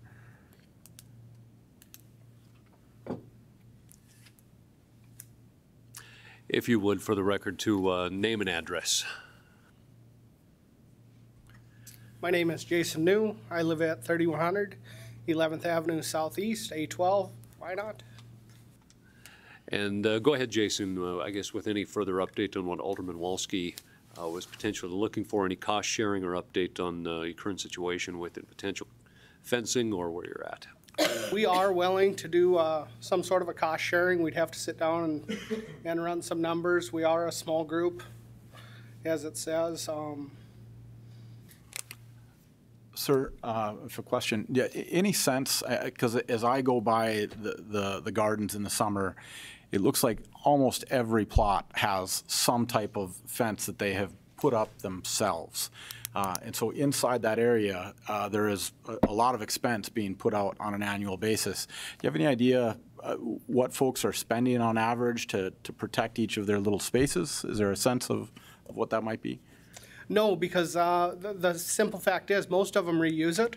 Okay. So it's something like the snow fence that you're seeing used up there considerably. They're rolling it up at the end of the year and they're reusing it. Okay. Overall, for the life of the fences they're using, I would guess they're using somewhere between $20 and $30 a year that they would be spending. Alderman Pittner. Thank you, Mayor. Is there a requirement to take down the fence every year? Or are you guys allowed to put a fence up? Maybe if a resident puts up a more permanent structure, permanent fence, is that allowed?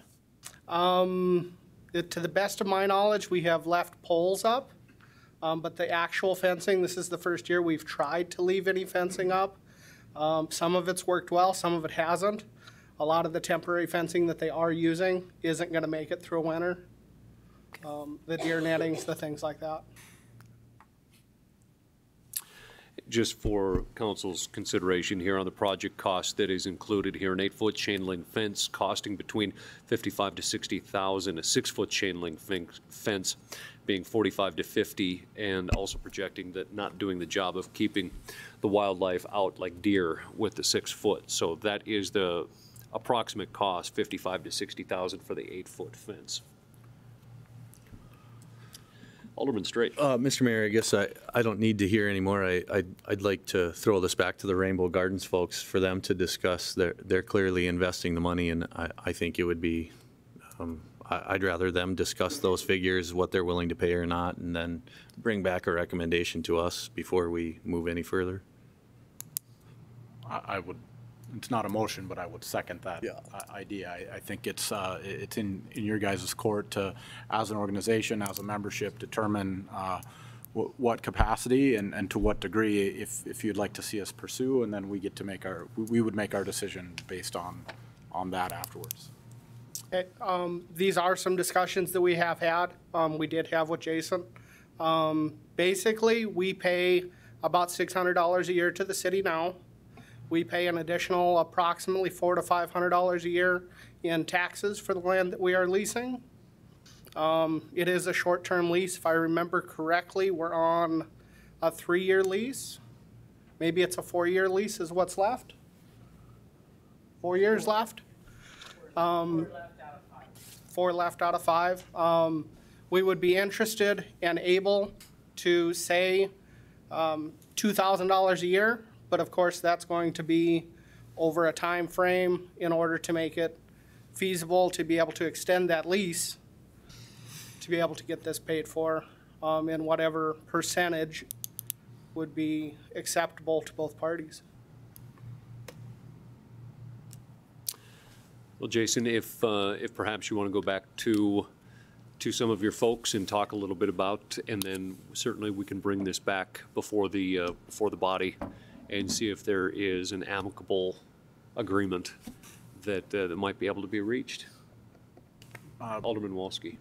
I don't think I need an answer to this question right now, but for our Public Works Department, Jason or Dan, I think one of the things is there a period of time in which the city would need to have access to that land?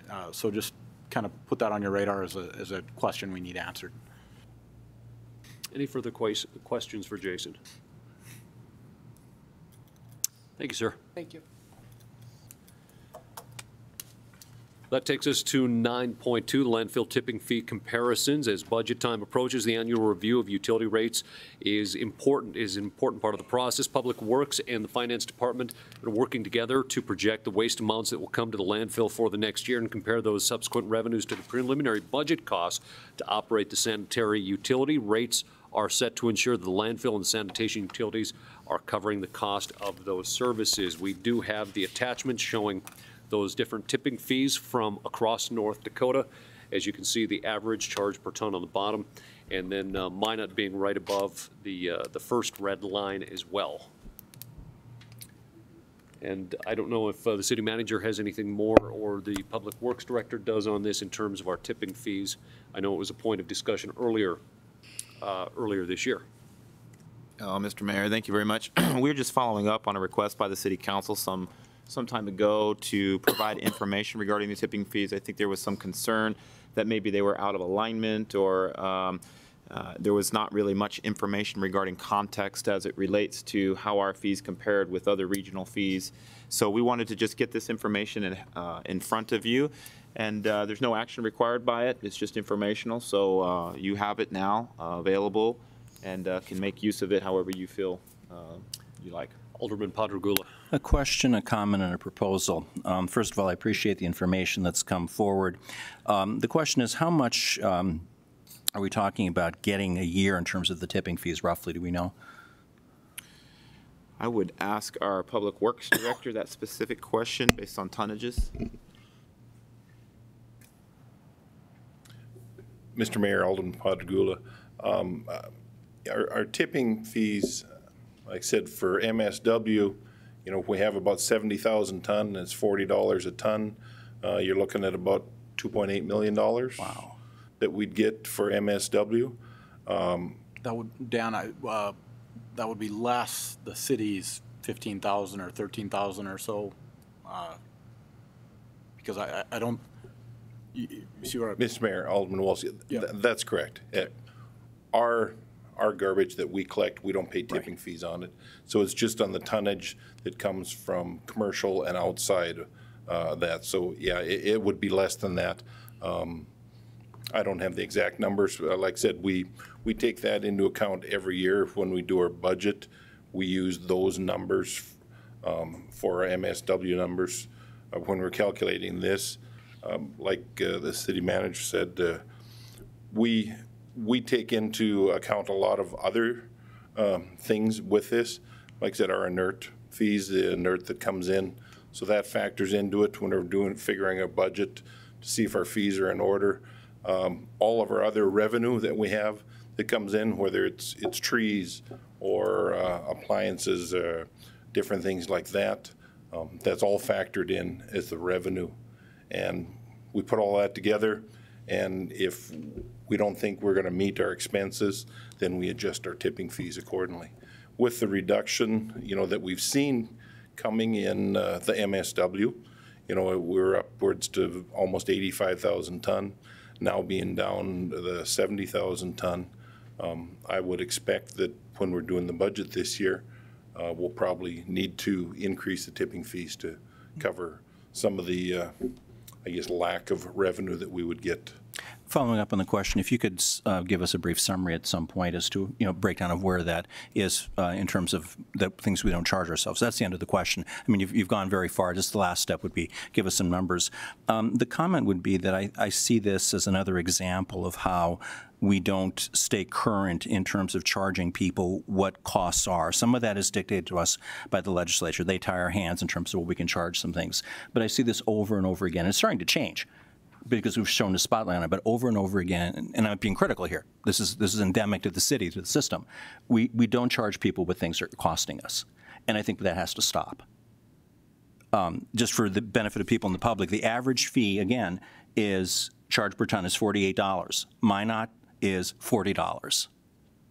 Now, I'm not saying we should make a lot of money off of this, but we can't be charging less. And again, I'm not asking for a cost now, how much it costs us to deliver it, but in terms of what the market is. The market says, you know, we can charge minimum $48 and we're charging $40. I don't think that's a good idea.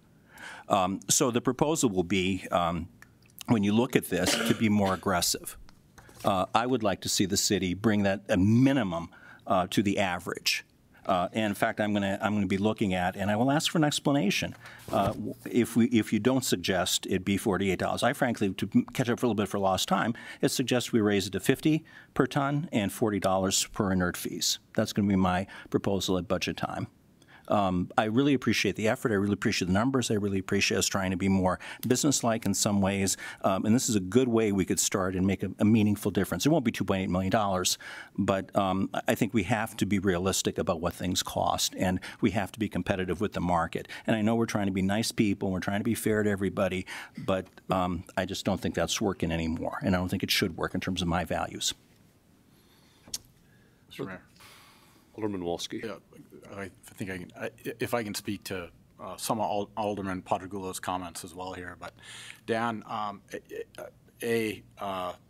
I think there's a kind of a catch-22 or sort of a paradox in this equation for us, which is a little troubling because we set our rate based on our operation costs, right? And so when we run a efficient operation or a cost-effective operation, and then we set our rates based on that particular operation, our rates only go up as attached to our cost.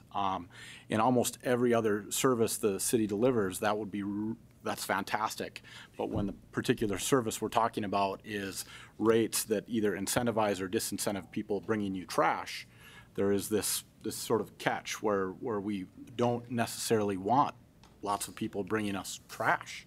That's so there's some weird economics involved with this particular challenge.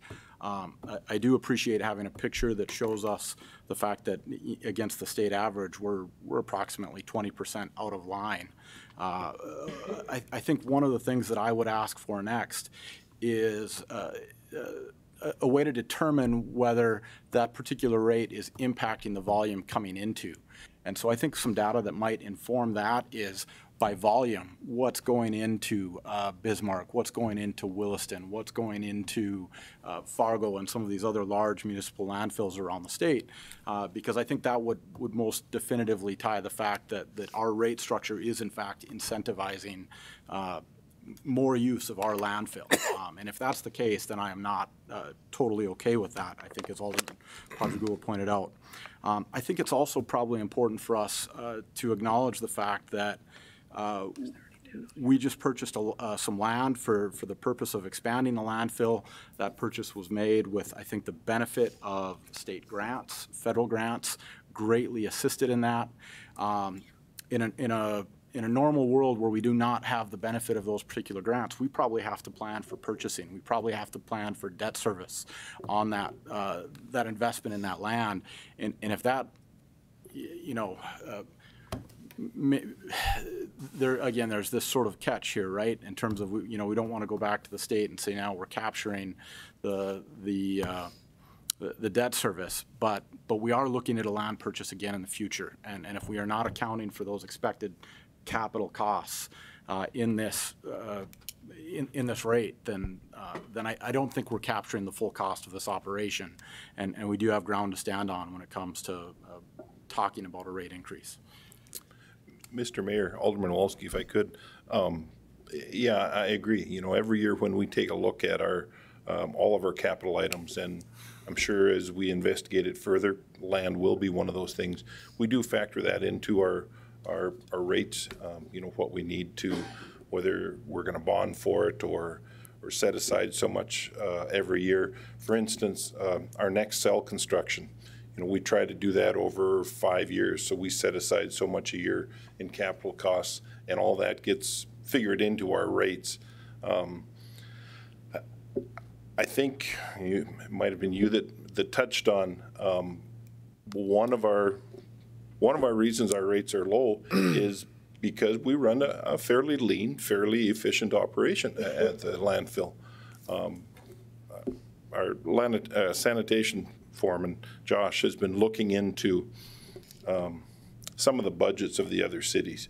So I think if you look at it, you'll see that a lot of those other cities have more staff and more equipment, and they contract out a lot of their final cover work, which gets a lot more expensive than doing it in-house.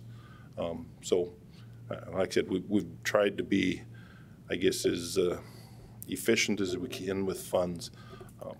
In regards to looking at the MSW coming from other areas, we've kind of stood pretty tough on, we have our 6-county area that we take refuse from. And if anybody is coming from outside of those areas, they have to come to us, and we come to you, the council, for permission for them to come in and bring trash from those areas. So to the date, I only know of 2 exceptions that have been made to that. Circle Sanitation came in and they asked to bring partial in because it was outside of the county. And I believe it was Newtown because they were doing that collection, and that was right on the other side of the river of the county that we allow to come in as part of our region for the regional landfill. So we do keep track of that stuff. You know, if trucks are coming from somewhere, when they're setting up accounts, or the material would be coming from that they're hauling to us, to make sure that we try to limit it to those 6 counties or 7 counties that we're taken from. So Dan, excuse me for a second, Dan, the one thing that isn't shown on here is whether or not some of these communities charge themselves tipping fees as well. So that is another point of contention here when we talk about the costs that we are incurring. As we go into the consideration on this, that certainly will be one. I also do want to mention to this council that the House, or down at the legislature, there is a bill, 1471, that could substantially change how we operate our landfill, whether or not this body knows that or not, having to deal with permitting. So that's another point of contention that we're going to have on how on House Bill 1471 plays out. Alderman Straight, you had a question. Thank you, Mr. Mayor. Dan, I guess I'm struck a little bit by one of our representatives who has tipping fees at their own private landfill for $43. So I guess that's something that I'm very much mindful of in the whole discussion point here. But I guess as I look at it, and to the council, Mr. Mayor, as we move forward with this, I'm clearly aligned with Alderman Potter-Gula that I think that not only are we going to discuss the fees, but I think it's also the discussion moving forward of also what are we delivering back to the public in terms of customer service. For a long time, Dan appointed me to sit on the recycling committee. I sat on that. I think that we should also investigate ways that we can partner with Ms. Beeler at Calix and how we might be able to do a better job of discussing the existing recycling services that are in town. We talk all the time about private-public partnership and leveraging, so that's something that we need to further investigate. But I guess if we're going to also talk about the elevated raised fee in the future, is we also have to talk about future planning, as to Alderman Wolski's point and Dan's point of how we plan the landfill. You know, the discussion that's came forward, we're always looked at and we're talking about it in various contexts and silos, that we are this hub city. We have this in various contexts and ways, but we're never really talking about the future of how we're planning out being that continual, you know, fostering that hub city approach. And it's not changing with garbage. We are just choosing to handle the garbage within the city of Minot limits, and it's going to create ongoing problems moving forward if we can't do a better job of planning future land acquisition, permitting. So I guess, Mr. Mayor, that's where I'm coming in on this and where I will continue to come in on it, that what's cheap at Walmart on the front end is extremely costly on the end when it comes for our disposal. And we have to be more mindful of that and convey that back to the public. City Manager Barry. Thank you, Mr. Mayor. Council members, I just wanted to provide maybe some context to the numbers. I've been in Public Works for some time, and it's very easy to see a table like this and draw all sorts of conclusions. So I just wanted to let you know there is a lot of information behind this table that we do not know. And I would caution the council from getting too far ahead of itself in talking about arbitrary fee setting. We are not allowed to just set a fee because we like to charge as much as somebody else. Our fees have to be tied to the costs of the service we provide.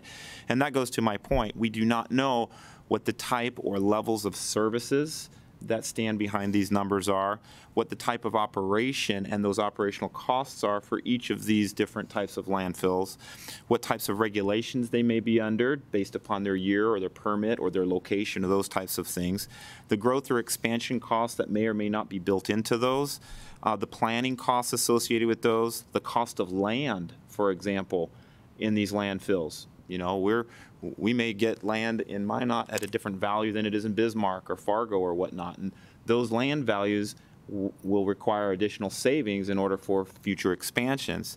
The use of the revenues that are collected by these landfills and how they are used to maybe subsidize or offset other program components. I mean, these are just a small number of the kinds of things that go into setting rates, and it would be difficult to know just at this table at first glance what's going on behind that. So just a word of caution on that as we move forward talking about how to consider this in the future.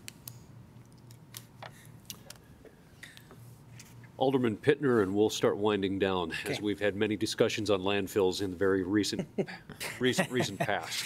Thank you, Mayor. And thank you, City Manager Barry, for providing some of that context that there's a little more to these numbers as far as what we see on just this piece of paper. But maybe to clarify or piggyback off of Alderman Padragula's comments, that maybe when it comes to reevaluating these fees and the fee schedules that we see, that we take maybe future land acquisition or expansion or whatever it may be, and make sure that's part of this equation and part of this fee, if that's maybe more of an appropriate direction to take at this time. And I look forward to more information. Final discussion. Thank you, Dan. That takes us to 9.3, which is our sister city agreement and summit. And to that, I turn to our city manager. Thank you, Mr. Mayor. Council members, I just wanted to put this item on discussion for you, kind of be aware of what's been churning the last month or two as it relates to the sister city agreement and what has become the development of a possible summit for the city. You may recall that the city of Minot has a sister city relationship with the city of Cheyenne, Norway.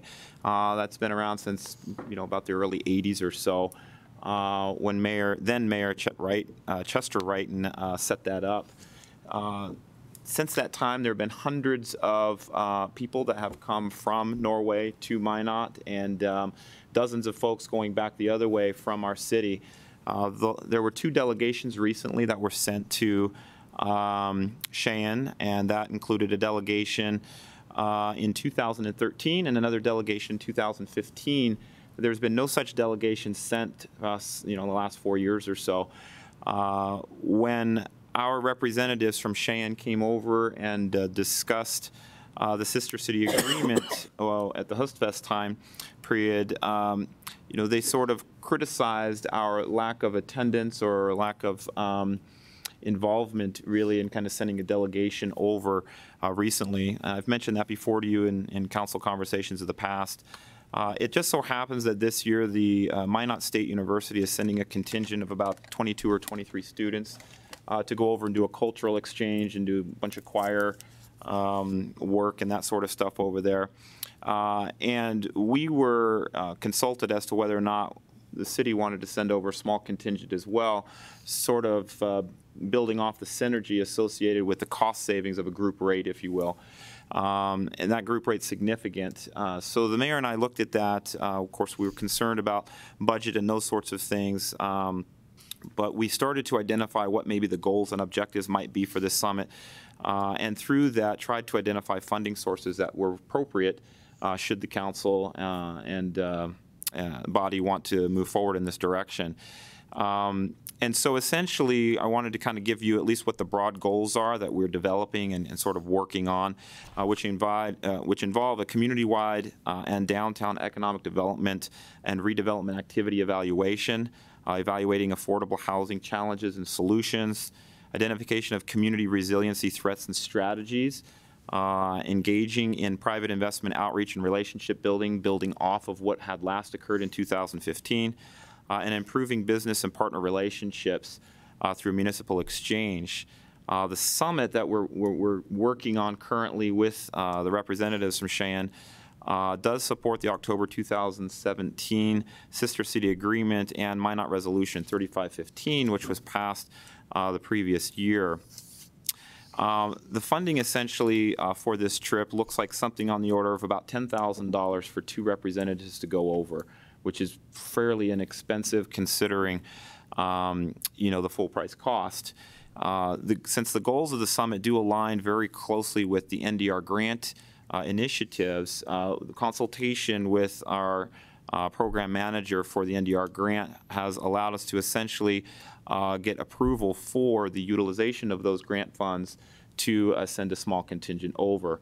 And so I wanted to get this in front of you and let you know it is something that I guess now with that information we're seriously considering. We do not need an approval by the City Council, but it would certainly be good for you to express any concerns or thoughts or any of that sort of stuff prior to this getting too far, much further down the road, if you will. There are some decisions that have to be made here in the next week or so as it relates to down payments and those sorts of things. But essentially, that's the information I want to share with you, put it out in front of you, give you an opportunity to ask questions, and see if we can provide some answers for you as it relates to this. So I'll pause there and see if there are any questions. Thank you, City Manager Barry. Part of this as well is also following up on some of the activities what Minot Area Development Corporation, MADC, had participated in, working with their past relations and looking at new opportunities while we're over there as well, being a board member for MADC myself. And then personally also taking a look and interest in some of the activities that they do with their waste management, waste energy and other activities. So looking at a broad spectrum of opportunities in a very short window, and also, as the city manager had pointed out, fulfilling agreement that has been a long-standing relationship between Cheyenne Norway and Minot since 1981.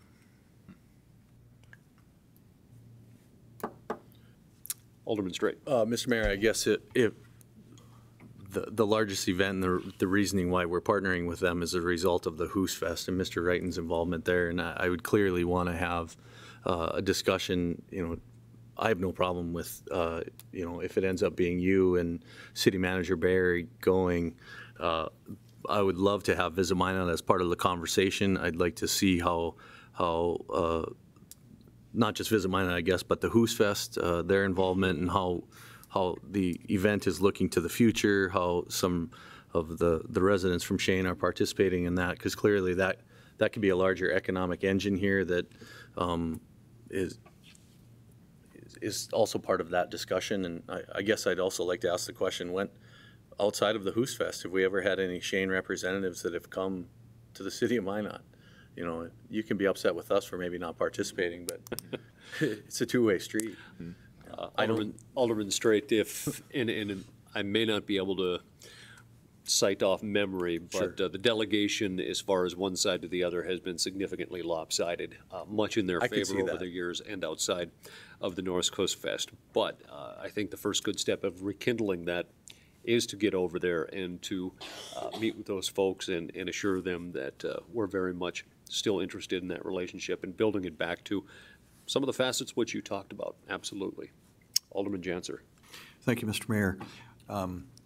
Having had the opportunity to participate in a trip to Cheyenne, I think that was the 2014 trip, which was in part a kind of a trade delegation with, at that time, Governor Dalrymple, as well as a sister city encounter with Cheyenne and the Telemark folks. I will tell you that we learned a lot. And some of the relationships that were formed continue today that have allowed for, you know, people who we got to know, who know the people in the UAS industry in Norway and some of those other things, the Yara people who are in the fertilizer business. There's a number of contacts that have benefited Minot that we got from that trip. And so in addition to that, learning about the different ways that Norway has come to grips with some of the issues that we're grappling with, and because I think in some ways they are a bit ahead of us. I just read that Norway has made a significant stride in converting to electric cars because of an approach that they've taken. So some of these things that we're grappling with and talking about, you know, when you go somewhere else in the world, you can find out about that, and I think it's worth doing. Alderman Wolski. Second everything that Alderman Janser said, and Alderman Straight as well. There's always going to be some doubt cast on these types of trips as whether this is a appropriate spending or worthwhile. But as I look at the goals of the summit, I think it's very well aligned with our larger resilient efforts. I think if there's one good idea that comes out of something like this related to something like recycling, this would pay for itself in a month. And so I think there's I think it's worthwhile. I support it. All right.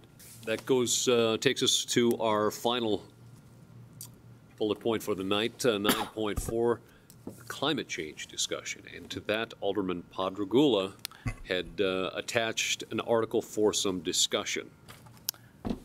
Alderman Padragula. Thank you. I was at a meeting a couple of weeks ago that was put together by a coalition of people in the community concerned about the climate and the environment. It was spearheaded by a group of people from Minot States and professors.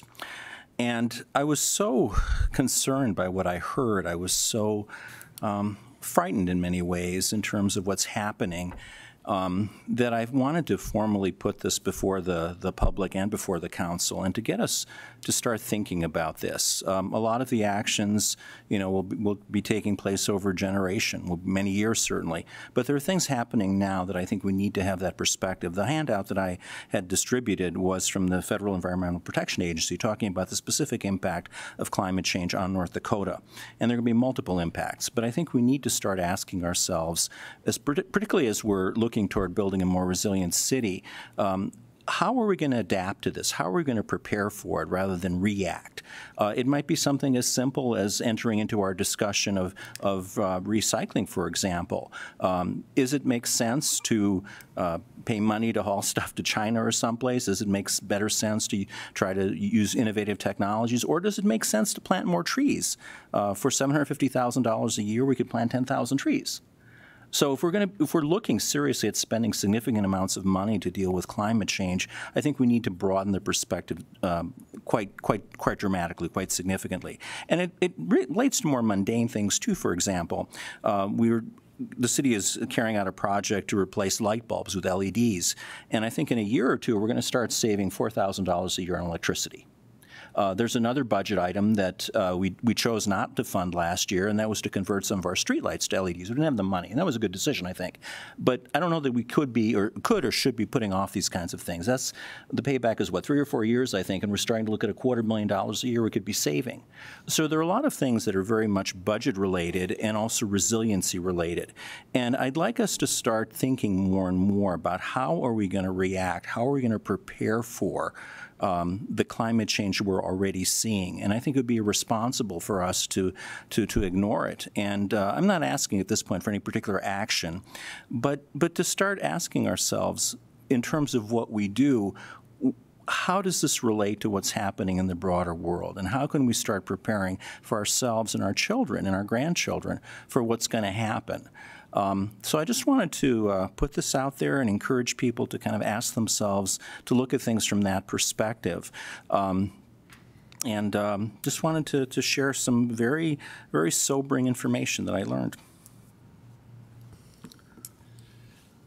Thank you, Alderman Padragula. And I perhaps would offer up this. When we take a look at what communities in North Dakota are doing, I'm not going to say that Minot is any farther ahead than most other communities. However, if you take a look at our NDR program, making our community more resilient, learning from a natural disaster, and changing our ideas on how we do flood control rather than building what was comically coined the rock line ditches that we call flood control from the 1960s and 70s, now looking at utilizing greenways and making them part of our economic model in the city. And while protecting ourselves from a natural disaster, also making ourselves more economic resilient in the face of a future natural disaster. Looking to NAWS, the Northwest Area Water Supply Project, in terms of bracing against drought and having another sustainable water source, utilizing not only for Minot but the entire region. certainly there's always more that can be done. I think that we've taken some big steps, whether we want to account that to climate change. I'm always hesitant myself with anything that the EPA puts out in regards to substantially changing or modifying, simply because a couple of years ago, the National Weather Service showed up touting an EPA report about weather change and then labeled Minot a dying community. I still have a lot of heartburn over that, and still every now and again get a reference towards it. And I purposely mentioned that tonight, seeing as it came up again. Minot is not. But taking a look at what we've done in the past and taking a look at what we're working towards in the future, absolutely policy is important. So is it working with economically and how it fits into our society. So I would like to think that we're taking strides as it is right now. Alderman Wolski. Mayor Sitma, thanks. Alderman Padragula, I appreciate you bringing this forward. I was at the same meeting. I appreciated the discussion that took place there. I think it's a little unfortunate that some of the discussions around climate change have clearly become partisan, and that I think that's unfortunate. And when I think about this issue, what continues to stick out to me when it's talked about is volatility. In terms of the larger climate patterns. And I don't have I've got 42 years, about 36 of them I might be able to remember, the early ones not nearly as well, but certainly over the last 10 years, we've got an example of some pretty significant volatility in our basin. If we look back to just the last few days in terms of what's going on in Nebraska, anecdotally,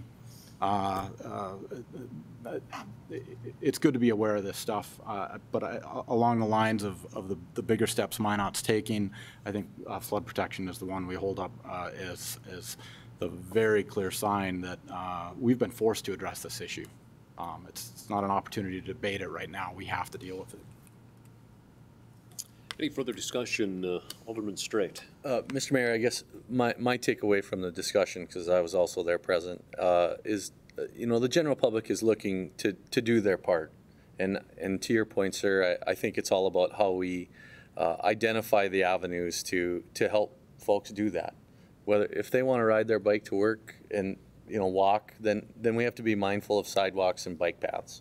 If they want us to try to save money on light bulbs because it's in the best interest of the community and their tax dollars, then so be it. If they want to recycle their products and we can figure out an avenue to help them do that without maybe going all in, because many folks I recognize are skeptical of the overall talking point that is global warming. But I think that's the point, sir, to your point of just how can we be receptive within the policies that we are trying to enact and be thoughtful and good stewards of the dollars.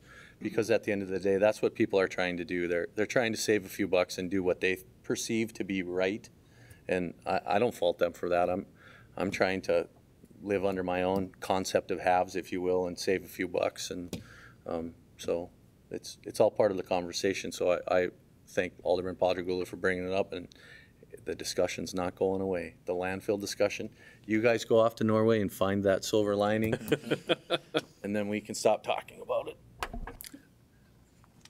Thank you, Alderman Straight. Any further discussion at this time? If not, we are to number 10. Alderman Janser. I move we adjourn. Motion to adjourn. Second. Second by Alderman Pittner. All those in favor, say aye. Aye. All those opposed, same sign. We're adjourned.